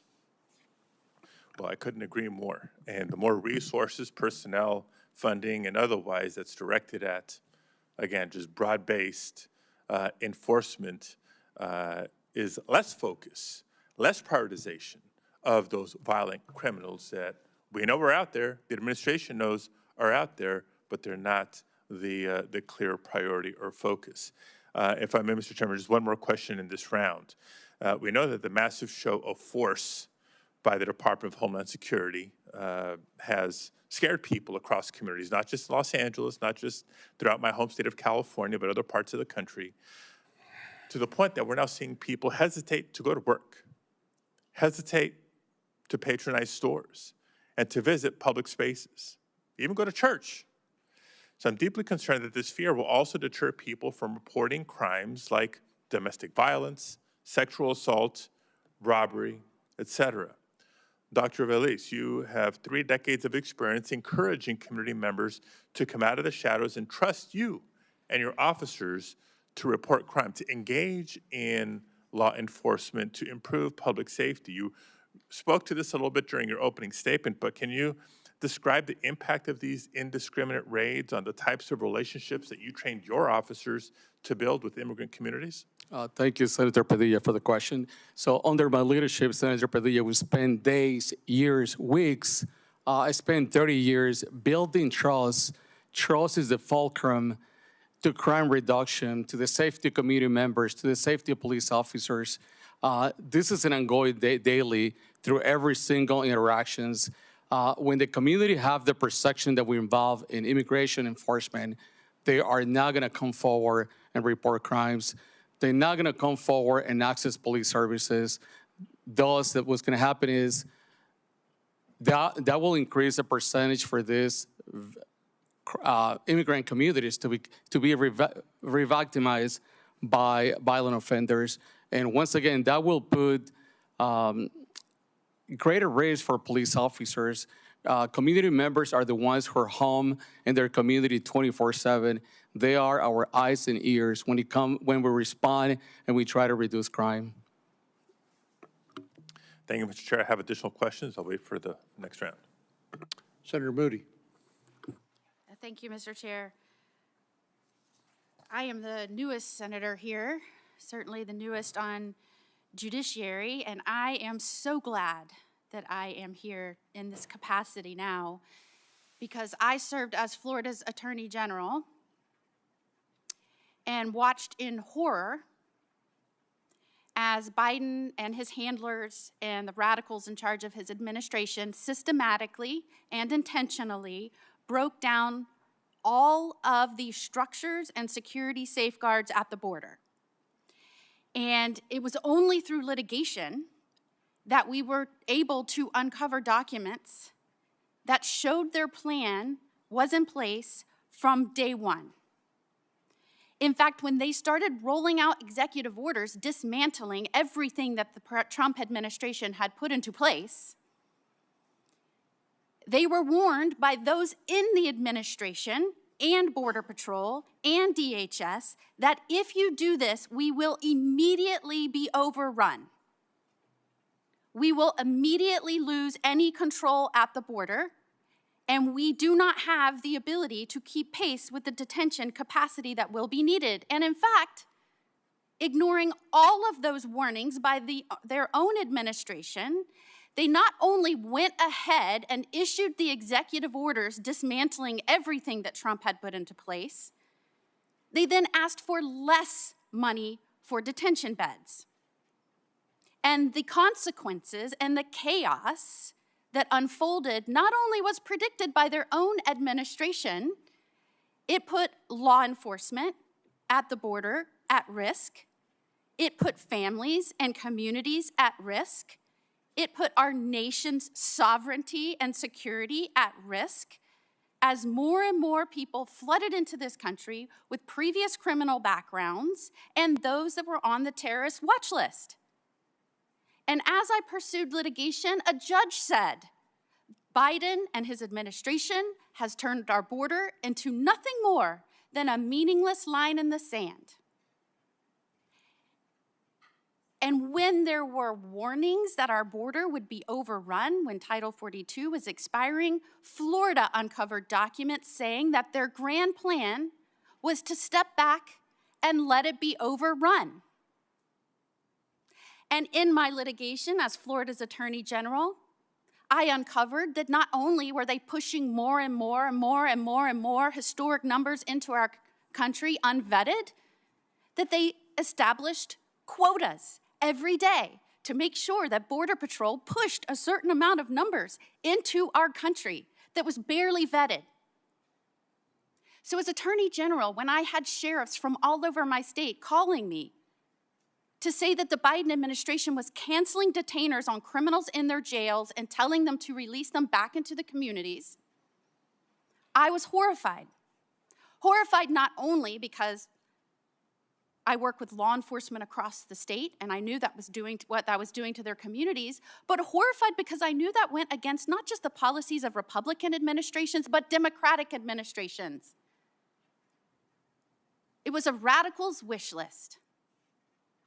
They had changed the entire policy on whether or not we were going to deport serious felony offenders, and their agenda was no. And the resulting crime that occurred across this country as a result was predicted. I predicted from the beginning of this administration, I was one of the first states to sue when they stopped deporting people here illegally that were committing crimes against Americans in our communities. So the gaslighting that started under the last administration when Mayorkas showed up and said the border is secure, and I guess he thought the American people would believe that, it's still going on. There are so many felony offenders that are here illegally in our country that because Biden released them, this administration has to do the hard work of tracking people down and deporting anywhere from 11 million to 20 million people because we don't know who's in this country. On a conservative estimate, 11 million people is more than the population of 42 of our states, and most of those people were unvetted. So you're going to hear a lot about people here that just want a better life. But make no mistake, Biden and his administration purposefully unleashed those here illegally committing crimes on you and on your families, and it was intentional. And when I brought it to their attention that they were no longer even deporting those in federal prisons that were completing sentences that were here illegally, that they were taking them back to where they were prosecuted and pushing them into those districts, like no other presidential administration had done, they fought me on giving me the information, and I had to sue them for that too. So we can have hearings all day long, and I can hear about these stories, but make no mistake, and the American public should not fall for this dim deception. This was intentional, it was purposeful, and they're gonna roll out everything that they can think of to stop any sort of progress to shoring up and making this country safe again until they get somebody back in office that will do the same thing. So I appreciate you, Chairman, for standing strong, and I would like to ask Sheriff, I know we have a sheriff with us from the Lone Star State, from your state, and I want to just know if you heard the same thing from people, from sheriffs that were forced because detainers were canceled to release people back into the communities. Yes, you're absolutely correct, Senator. They were forcing them to release people back into the community. And we have had a longstanding partnership with Border Patrol, Department of Homeland Security, and our federal partners. And regardless of what is said, they were not issuing any orders to Border Patrol or to ICE telling them, don't enforce this, don't do that. But what the administration was doing was sending people to those stations and then giving them verbal orders. You're no longer allowed to help law enforcement do this. And much to Border Patrol's credit, they would sit down and figure out, okay, how do we circumvent this order and help them in another way? They would figure out how to help us in a way that they hadn't been strictly forbidden from doing until the Biden administration would realize that they had figured a way around that order. And then the Biden administration would issue a new verbal order to them, tell them they couldn't do that. And they would sit down and figure out another way. So the administration wasn't dumb enough to send out a paper trail. What they were smart enough to do is they were smart enough to send people to those stations and go, you quit helping local law enforcement. You quit taking these actions.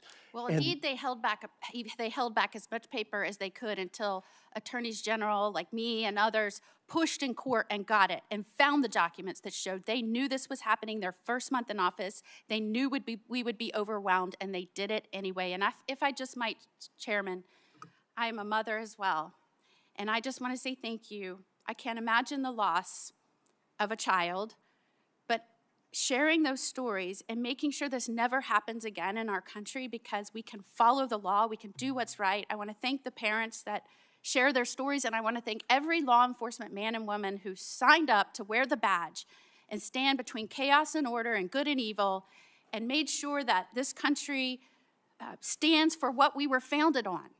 And that is the people governing ourselves under a rule of law. And that was so important, and I'm so grateful to them every day. Thank you, Mr. Chairman. Senator Hirano. Thank you, Mr. Chairman. I think we can all agree that our immigration system is broken, both on the legal side, which is we have a visa system that has a huge backlog of people waiting to come into our country.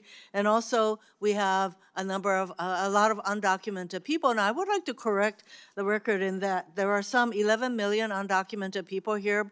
A rather large percentage of them came here with legal visas, and they're overstayers. So these are people who already were vetted.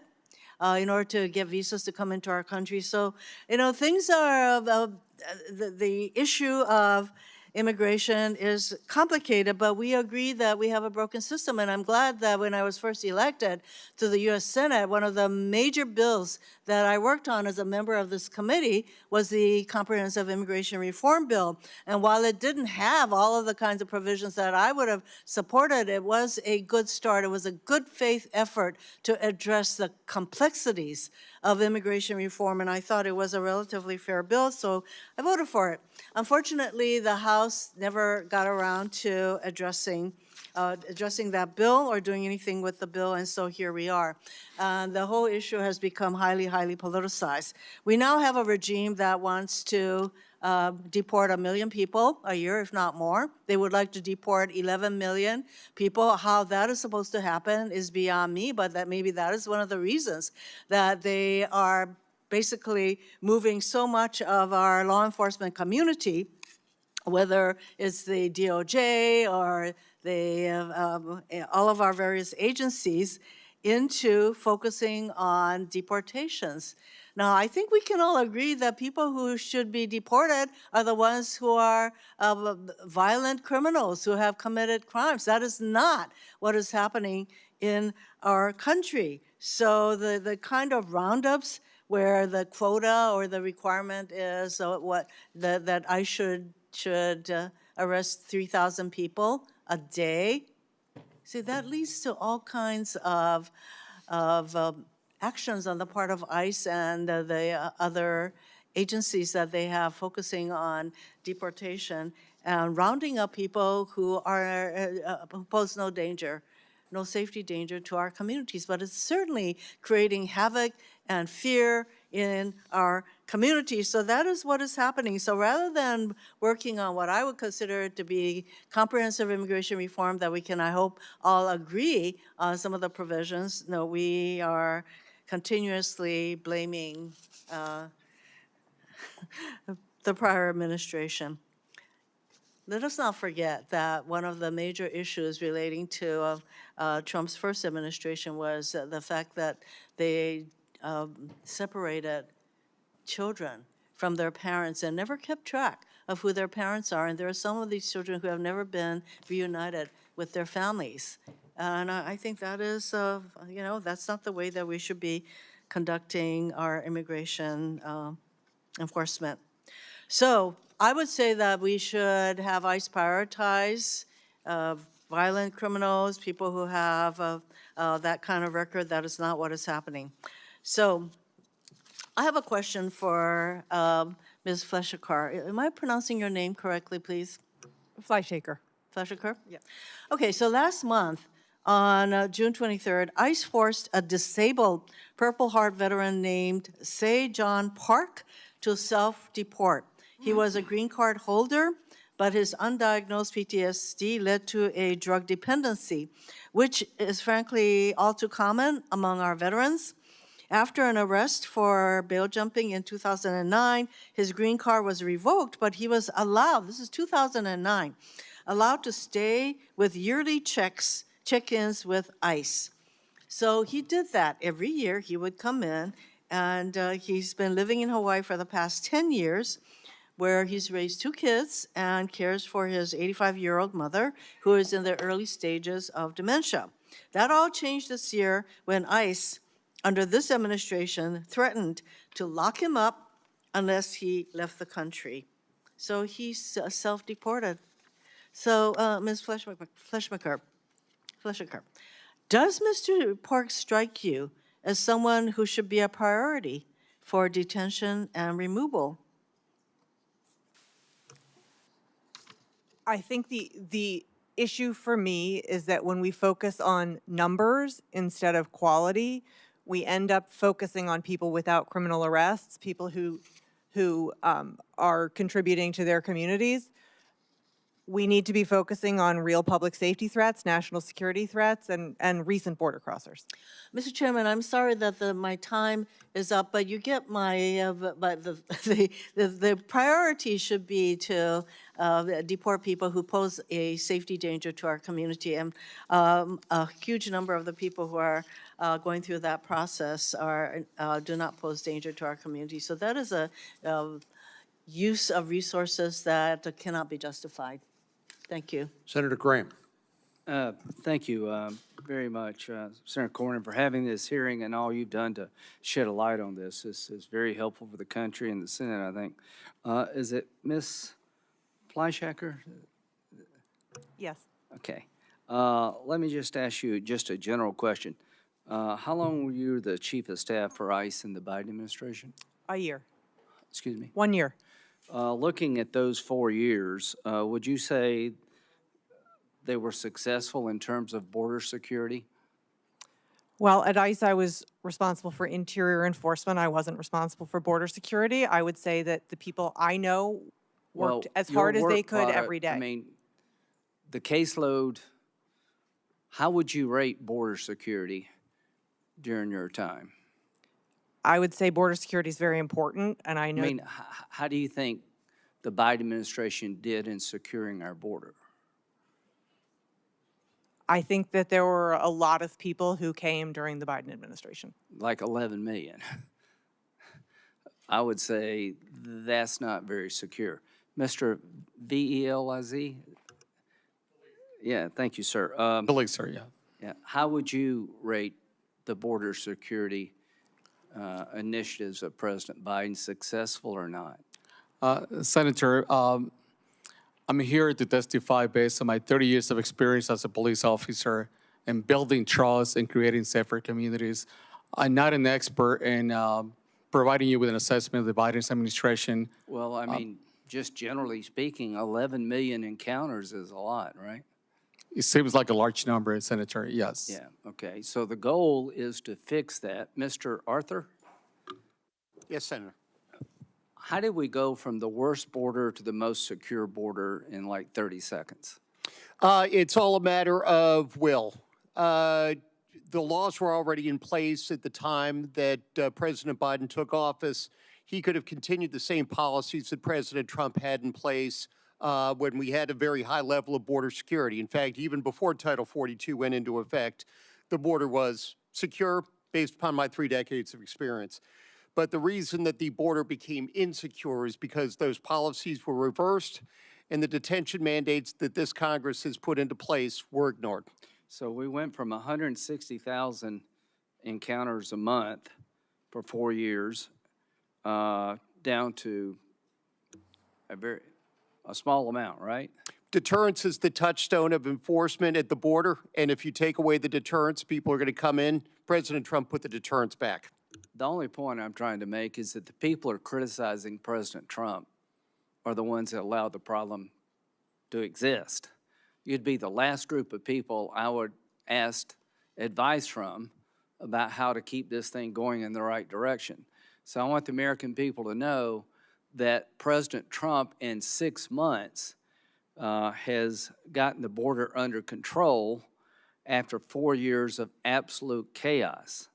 So my belief is that as we move forward, we need to make sure that we do so, not to go backward in securing the border. In terms of enforcement, Mr. Arthur, is it important that people get the message that if you come here illegally, you will be kicked out? Absolutely. Unless there is enforcement, people will be more likely to cross the border illegally. People will be more likely to remain in the United States illegally. Barbara Jordan said credibility in immigration enforcement is simple. Those who get to come in, come in. Those who should leave, leave. And those who are here unlawfully should be forced to stay, or forced to leave. So clearly, some mistakes have been made. I definitely want to fix them. People that shouldn't have been, caught up into the system. We need to get that right. But the consequence of backing off on interior enforcement and deportation, do you think it would send the wrong signal and undercut our efforts? Absolutely. The immigration laws are impossible to enforce in any stage, consular, border, interior, if they're not enforced. Let's just assume for a moment, which I do, that most of the people coming here illegally are not coming to commit crimes, but a lot of them do. Senator Cornyn spread a light on this. A lot of people dead because of bad immigration policy. Laken Riley, the man who killed Laken Riley, was released because of no detention space, went to Georgia and eventually killed this young lady. So my point is, whatever we do, we don't want to go backward, we want to go forward. And if we change our enforcement policies in the way being proposed, I think we'll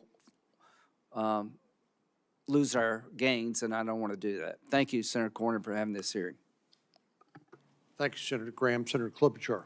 Yes, thank you to my colleagues. And I want to start by expressing my deepest sympathies to you, Ms. Vega, and to you, Ms. Nobles, as well as to you, Mr. Villa.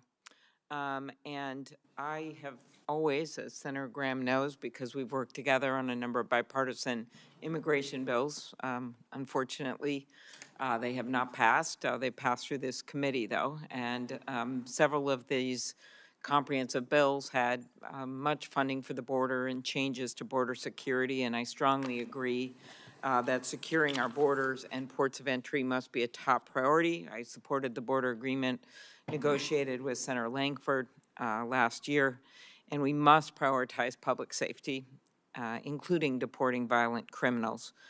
I have also championed law enforcement efforts, as is well known in this room, whether hiring more police officers through the COPS hiring program, I lead that bill, or funding cutting-edge detection technology to stop the flow of fentanyl at the border.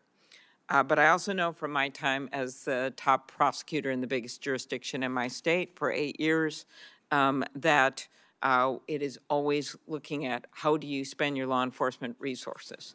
Yes, border security, but then how do you handle when you're deciding how to deal with people in the neighborhoods and you still want to have the resources there for gun prosecutions for people who are felons in possession of guns, for drug trafficking and the like.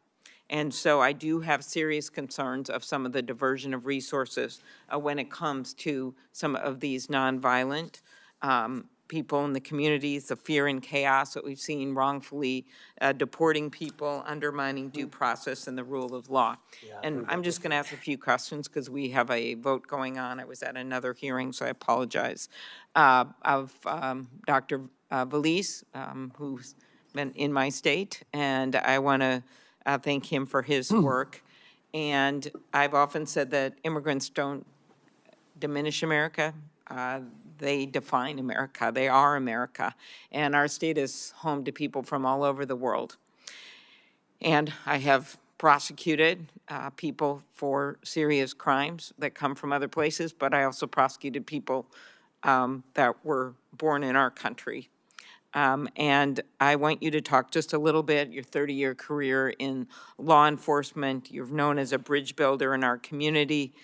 And could you talk about the relationships with the immigrant community and how they have paid dividends in the police work in terms of making sure we get the tips that we need to go after people that are committing serious crimes? And if you break down all those relationships, you're going to have what I saw, a guy that thought he could go after a 14-year-old and rape her because she was afraid that she'd be reported because her relative was undocumented. You can't have that go on. You have to have some relationships within the community. If you could talk about this, Dr. Valise.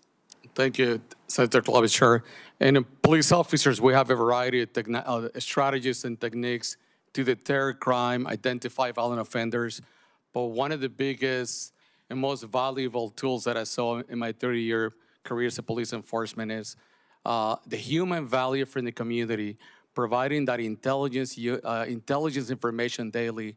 And I recognized right away that I was only working for 8 to 10 hours a day, but community members, they stay there. They live there for 24/7. They are my eyes and my ears, not only for me, for the entire police department. One of the successful stories, Senator, that I saw was, I remember being at home at about 8 p.m. and getting a phone call from a community member and putting the community members' identity and life at risk. The community member provided me with exact information about a community member who has been kidnapped by violent gang members, violent Sureños 13 gang members. And even though we put together a SWAT team, we have technology, conduct surveillance, thank God that we had this community member who provided with exact information about threats and how to rescue this innocent community member who was kidnapped. Thank you to the work from community members also. We have been able to seize and identify major drug trafficking and narcotics investigations, members from cartels, from organized crime. So in summary, I just want to say that we could not do the job without community cooperation. We could not do this job without trust building in communities. Thank you. Thank you.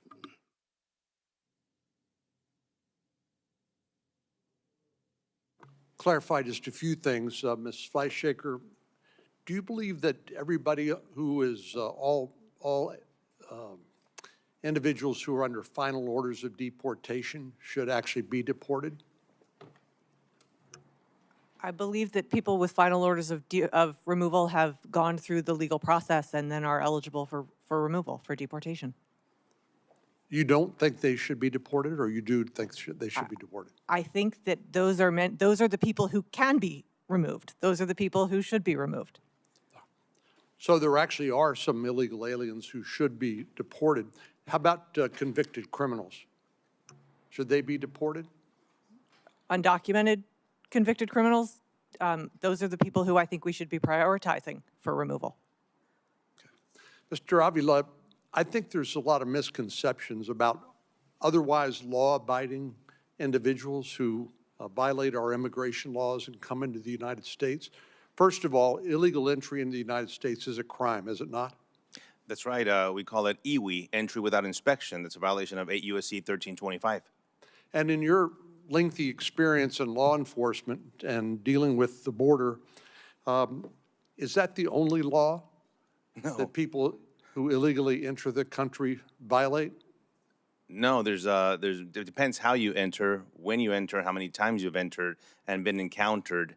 There's very different types of removal. I think we overuse the term deportation, but believe it or not, most people, most illegals in this country are removed without a deportation order. There's expedited removals, there's voluntary returns, there's many different types of removals. The actual deportations are executed by an immigration judge under that order. So in addition to illegal entry, is it your experience that many individuals who enter the country illegally engage in identity theft? Oh my goodness, I conducted so many fraud cases, including Social Security cards, identity theft. I have a twin sister. She was a victim of identity theft by a female illegal alien while she was in law school. It was so much time and such a hard effort to gain her identity back that the Social Security Administration actually issued her a new Social Security number, and that's very difficult to do. Many times, we're talking about marriage frauds, passport frauds. I conducted many search warrants where I found many documents, fraudulent documents, where these organizations, visas, and you name it. So yes, especially in the employment capacity, where these employers are denying knowledge, and they hide behind that when they say, well, the illegal did provide me with an actual Social Security number or an ID. It happens to belong to someone else or someone that doesn't exist altogether. And do individuals who enter the country illegally and engage in identity theft or perhaps have forged Social Security cards and the like, do they typically comply with other laws like federal tax laws and other laws? Or, in other words, my point is that is there such a thing as a person who enters the country illegally who does not violate any other laws? No, typically there's other violations of law that sometimes the Democrats refer to as civil infractions or civil administrative, and that's, I think there's a big confusion between the criminal violation of law versus the civil violation of immigration law. the Democrats seem to convolute it and make it into one, which is very, very different. And they commit a lot of different criminal and civil violations amongst after they come in, whether failure to have even drivers or vehicle insurance, things like that, right? That matter in my state of Texas, why our rates are so high, emergency room costs, many, many other economic impacts throughout the U.S. Dr. Veliz, I certainly respect your public service. Thank you for that. I wanted to ask you, though, based on your testimony, I was wondering, do you believe all laws should be enforced or just some of the laws? Thank you, Chairman. Chairman, in my 30 years experience as a police commander, working the streets, working in with federal task forces, I always focus on the most violent offenses, violent offenders. My team and I were involved in hundreds of felony criminal investigations ranging from drug trafficking, weapons, and shootings. And we appreciate your service, as I started out by saying, but the question I have is, do you believe that all laws should be enforced or just some laws? Either laws are passed by legislation, law enforcement has the discretion to enforce those laws. And I prioritize enforcing the most violent offenses, make sure communities are safe. Don't they frequently, in your experience in law enforcement, call that selective prosecution? To just go after some cases, but not other cases of similarly situated persons who violate the same law? Chairman Cornyn, I saw it as discretionary powers of sworn officers that I have, the discretion to select the most violent offenses and focus on the most violent offenders in the communities. Well, ladies and gentlemen, we do have a vote on, so I'm going to turn the mic over to Senator Cruz here momentarily. I just want to thank all of you for being here today and offering your testimony. And again, to Ms. Nobles and Ms. Vega, if you have our condolences. And I think we've had a test case between what happens when you enforce our immigration laws, which we've seen under President Trump, and what happens when you don't enforce the immigration laws on a uniform basis under President Biden. But I thank all of you for being here, and I'll turn the floor over to Senator Cruz.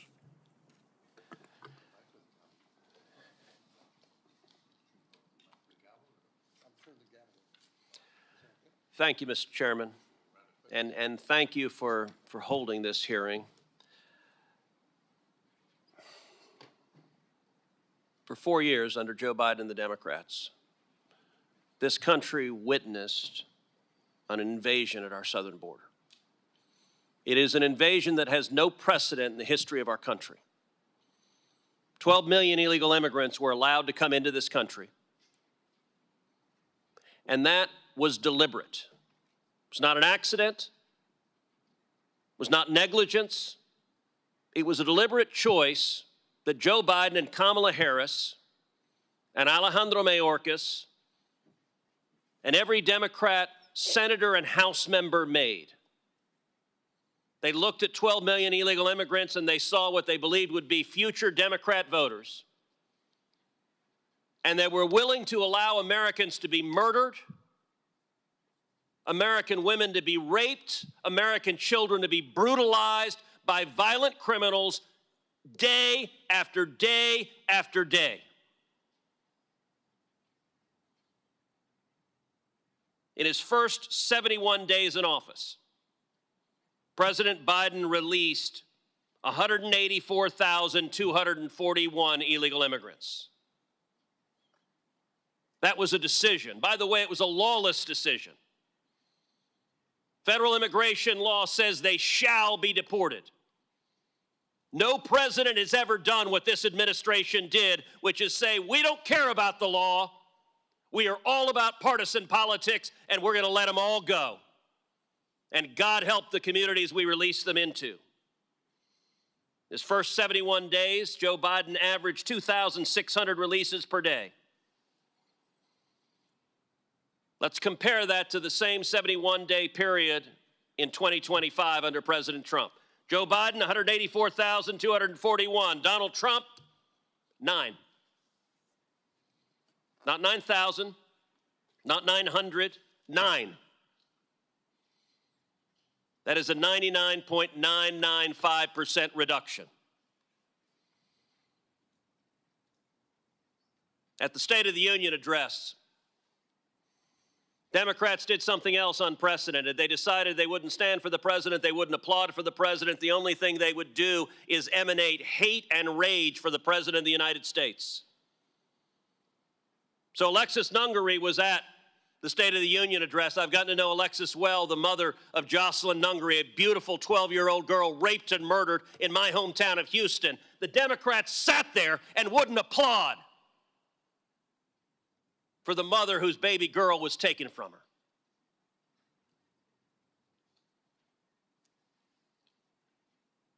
President Trump at the State of the Union address said last year Joe Biden stood before Congress and said he could not secure the border unless Congress passed new legislation. And as President Trump pointed out, it turned out we didn't need new legislation, we just needed a new president. You look at gotaways. Under Joe Biden, over 3 million gotaways. Who are gotaways? They're the most concerning of all of the 12 million that came into this country, because gotaways are the illegal immigrants we know were here. We see signs of them, we see tracks, but they didn't turn themselves in.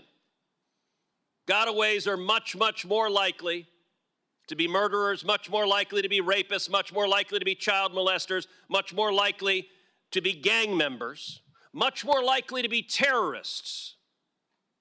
Under the Biden administration, CBP was instructed at the southern border, be on guard for Hamas and Hezbollah and Palestinian Islamic Jihad terrorists coming across the border. Why? Because they've declared jihad, and because the Biden open border policies extended a red carpet for anyone that sought to do harm. Now, if you look at what the Trump administration has done, it didn't just slow the bleeding, it turned it around. Daily border encounters down 93%, encounters with gotaways down 95%, illegal alien crossings down over 99%. These are historic, the biggest improvement in border security in the history of the United States of America. And yet, not a single Democrat is here celebrating that. Not a single Democrat is saying, thank you that our families are safer. They don't want our families safer. The Democrats have decided instead to fly down to El Salvador and have margaritas with MS-13 gang members. I genuinely don't understand that. Find me a community in America, find me a mom in America who says, you know what we need? More gang members who are raping more little girls. And this crisis is not about numbers, it's about lives. Laken Riley, a beautiful 22-year-old girl in Georgia, murdered by an illegal immigrant the Democrats released. Jocelyn Nungaray, as I mentioned, a beautiful 12-year-old girl in my hometown of Houston, murdered by 2 illegal immigrants the Democrats released. They had them in custody. Her murderers were in custody. The Democrats released them. Her murder was in custody. The Democrats released him. Rachel Marin was a mother of 5. Raped and murdered by an illegal immigrant the Democrats had in custody, and they released them. Over and over and over again. This was deliberate. And they're not alone. Border Patrol agent Javier Vega Jr., gunned down by Los Zetas gang members. ICE Special Agent Jaime Zapata, ambushed and murdered by cartel operatives. Kayla Hamilton, strangled to death by a member of MS-13. Their families are with us today. I want to say thank you. Thank you for having the courage to tell your loved ones' stories. And I'd like to just end by giving each of you an opportunity. Mr. Avila, I want to start with you, and then Ms. Nobles, and then Mrs. Vega.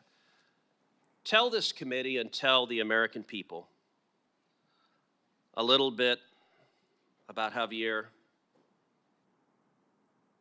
and Kayla and Victor. Mr. Avila? Senator, thank you. And I appreciate the opportunity. Every time I have the ability to speak publicly, I will always honor Special Agent Jaime Zapata, who was assassinated next to me. Yeah. He died serving the country. He died defending our homeland for everyone, not one side of the aisle or the other. But what I've continued to do in my life after I retired is, and my concern is about public safety. It's about national security that affects our entire community. I don't want anyone to be a victim of a crime. No one. But I cannot tolerate not one murder, not one DUI, not one theft or one rape from a person that is in this country illegally. We have enough in our country, enough of crime, and it's very difficult for me to accept that the Democrats always put the victims last. Let's not forget the victims. Mrs. Vega, would you tell us about Javier, please? Yeah, please turn your microphone on. Thank you for having me here. You know, I feel like you've known Harvey. You've been with us from the very beginning. You supported us. You've put our story out there. And you're compassionate, and I see that in your eyes, and I appreciate that. I also want to say that we do not, as angel moms, we do not do this for the publicity. We don't do it for the spotlight. We do it because we know the pain, and we don't want any other family suffering the pain that we've suffered. We're not supposed to outlive our children. I stop by the cemetery every day, and I visit his grave. But I miss his voice. I miss him sending me flowers. I shouldn't be the one taking flowers to his grave. I shouldn't be the one fighting for all this. But I'm not going to stop. I'm not going to stop till my last breath. Thank you, sir. Thank you for that. Mrs. Nobles, would you tell us about Kayla, please? Kayla just started her life independently. She worked very hard to become independent. I don't know if some of you know, with autism, they overcome behavioral issues. They overcome a lot of stuff to be productive, and she was being productive. She had jobs. She celebrated her 20th birthday. I remember her counting down her birthday. She loved her birthday. Mommy, I'm going to be 20 in a few days. Are you gonna, and then I'm like, I know, don't remind me. She celebrated her 20th birthday with her Jojo Siwa cake. And 3 days later, she was murdered and strangled and left on the floor like trash. I didn't know no one prepares you for that phone call. And when I found out it was a known MS-13 gang member, I was angry. How in the world can that come into this country, that monster enter into our country? And I made it that day when I learned to continue on the path to bring justice to Kayla and also for the safety of others. Nothing prepares you on burying your child that hadn't had a chance to get married, have children, and she just bought a car before she was murdered. And nothing prepares you for that. And I'm going to continue fighting for Kayla and for others and the safety of others, because we do not know who had come across the border. They were not vetted in background check. And another thing is, how many of those UACs that came across the border were gang members? We don't know. And also all those children that were lost and given to, just given to any sponsor, any group home, how do we know that they were safe? Right. I've always said from the beginning, I was concerned with also the children, who they were giving those children to. They allowed her murderer to leave the sponsor's house. He left. They did not say or do anything. 3 months after Kayla was murdered, when he was going to high school and Child Protective Services, ORR filed a missing teen report on her murderer. 3 months after she was killed.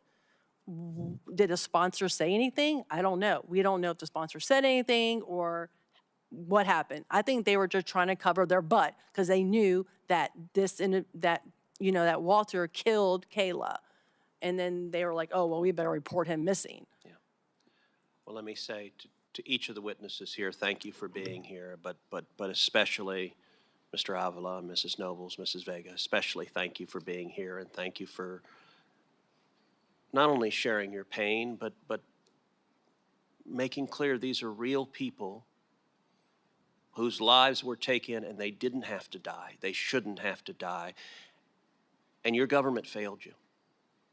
And I want to apologize on behalf of politicians who made decisions that I will never understand and that took the lives of your babies. The record in this hearing will stay open for 1 week for members to submit questions for the record. Senator Cruz, I see you're moving towards adjournment of this hearing. I know Senator Cornyn, as chairman, had a chance a second round to ask some questions. As ranking member, I'd appreciate the opportunity to do the same and offer a closing statement as well. Okay, have you voted in this vote? Not yet. Because there is a vote open, and I think they're calling. I'll try to be brief. And in that case, let me forego the questions and just suggest to the witnesses also a thank you for your participation today. I will follow up with some of you with additional questions for the record in writing, and I'll just touch on some of the topics that I wanted to get to. First of all, the impact of these arbitrary quotas. We've heard 3,000 a day to 7,000 a day, detentions, arrests, deportations. If you do the math over the 4 years, you're talking about anywhere from up to 10 million people, right, that would be deported. That's nearly the entire estimated undocumented population in the United States. So that doesn't jive with me as strict focus on dangerous, violent criminals, let alone the investigative process that goes behind each and every one. That's been my argument all along. I agree, let's focus on the dangerous, violent criminals, but when we're implementing these enforcement actions so indiscriminately, it's actually diverting resources and attention from that and from other critical missions as we're moving personnel from other agencies within DHS and Department of Justice and even Department of Defense nowadays. A couple things that I think are important to clarify because of the rhetoric I keep hearing about immigrants and crime as if every single immigrant is a criminal. 70% of people ICE is arresting and booking have no criminal convictions. Again, this is ICE statistics. Of the 30% of them who have some sort of conviction, a significant portion of those offenses come from traffic violations, or yes, immigration offenses. Immigration offenses, not dangerous, violent crime. For those who want to talk about the investment by the Trump administration in immigration enforcement and crime, the president's 2026 budget requested cuts salaries and expenses for the FBI by $545 million, the DEA by $212 million, the ATF by $468 million. And if that wasn't enough, the Department of Justice Organized Crime and Drug Enforcement Task Force program, the very one that helped arrest El Chapo, would lose its entire funding and would be shut down completely. So, look, I share this because this hearing, I think, is representative of how difficult it is to have a substantive, constructive conversation about immigration in Congress today. I do think that behind the scenes, there's a lot of members of this committee, of the Senate as a whole, of Congress as a whole, that would like to see progress being made on modernizing our immigration laws. We're all in agreement of the need for a safe, orderly, humane border. We're all in agreement that we need to modernize the system because it has become so problematic. But as we begin to discuss, as we begin to debate, far too often, one side tries to pigeonhole the other as, well, they just want open borders, they don't want to arrest or deport anybody, and the other side is pigeonholing as all illegal aliens are criminals. The truth is much more complex than that. And our response has to be more thoughtful than a lot of the rhetoric that we're hearing in committee hearings and on the evening news. If we want to be informed, let's be informed by reports like that from the National Bureau of Economic Research that shows the comparisons between crime rates and recidivism rates by immigrants versus natural-born citizens, for example. I'd like to submit it for the record. If this was just about resources for enforcement, by the way, you'd figure the problem would be solved between the Trump administration claiming, hey, crossings at the southern border are next to zero, problem solved, mission accomplished. And by the way, the budget reconciliation bill has a huge infusion of resources for ICE. So if the problem is solved, let's move on to the modernization of our immigration system. We can and must work together to address that. And that's not just people on my side of the aisle saying it. Last month, we saw Congressman Tony Gonzalez of Texas lead 5 of his Republican colleagues on the House side in calling on the Trump administration to, quote, start prioritizing violent offenders rather than wasting resources on immigrants with no criminal records. Earlier this month, House Majority Leader Steve Scalise even helped intervene after an Iranian immigrant who had been living in the U.S. for nearly 5 decades was arrested, acknowledging the fact that there are undocumented immigrants here who have committed no crimes. Leader Scalise conceded, quote, we will have to change law in Congress. And that means both parties are going to have to come together to do it. So yes, there is a path forward for this subcommittee and for this Congress to reevaluate and refocus on what everyone agrees on. We should prioritize detaining and deporting violent criminals. But we should also be working together to support our immigration courts, not stand by while mass firings of immigration judges are happening, because just throwing money at enforcement alone will not fix the problem. It will only overwhelm the system. We should work together and not stand by while the administration decimates our refugee program.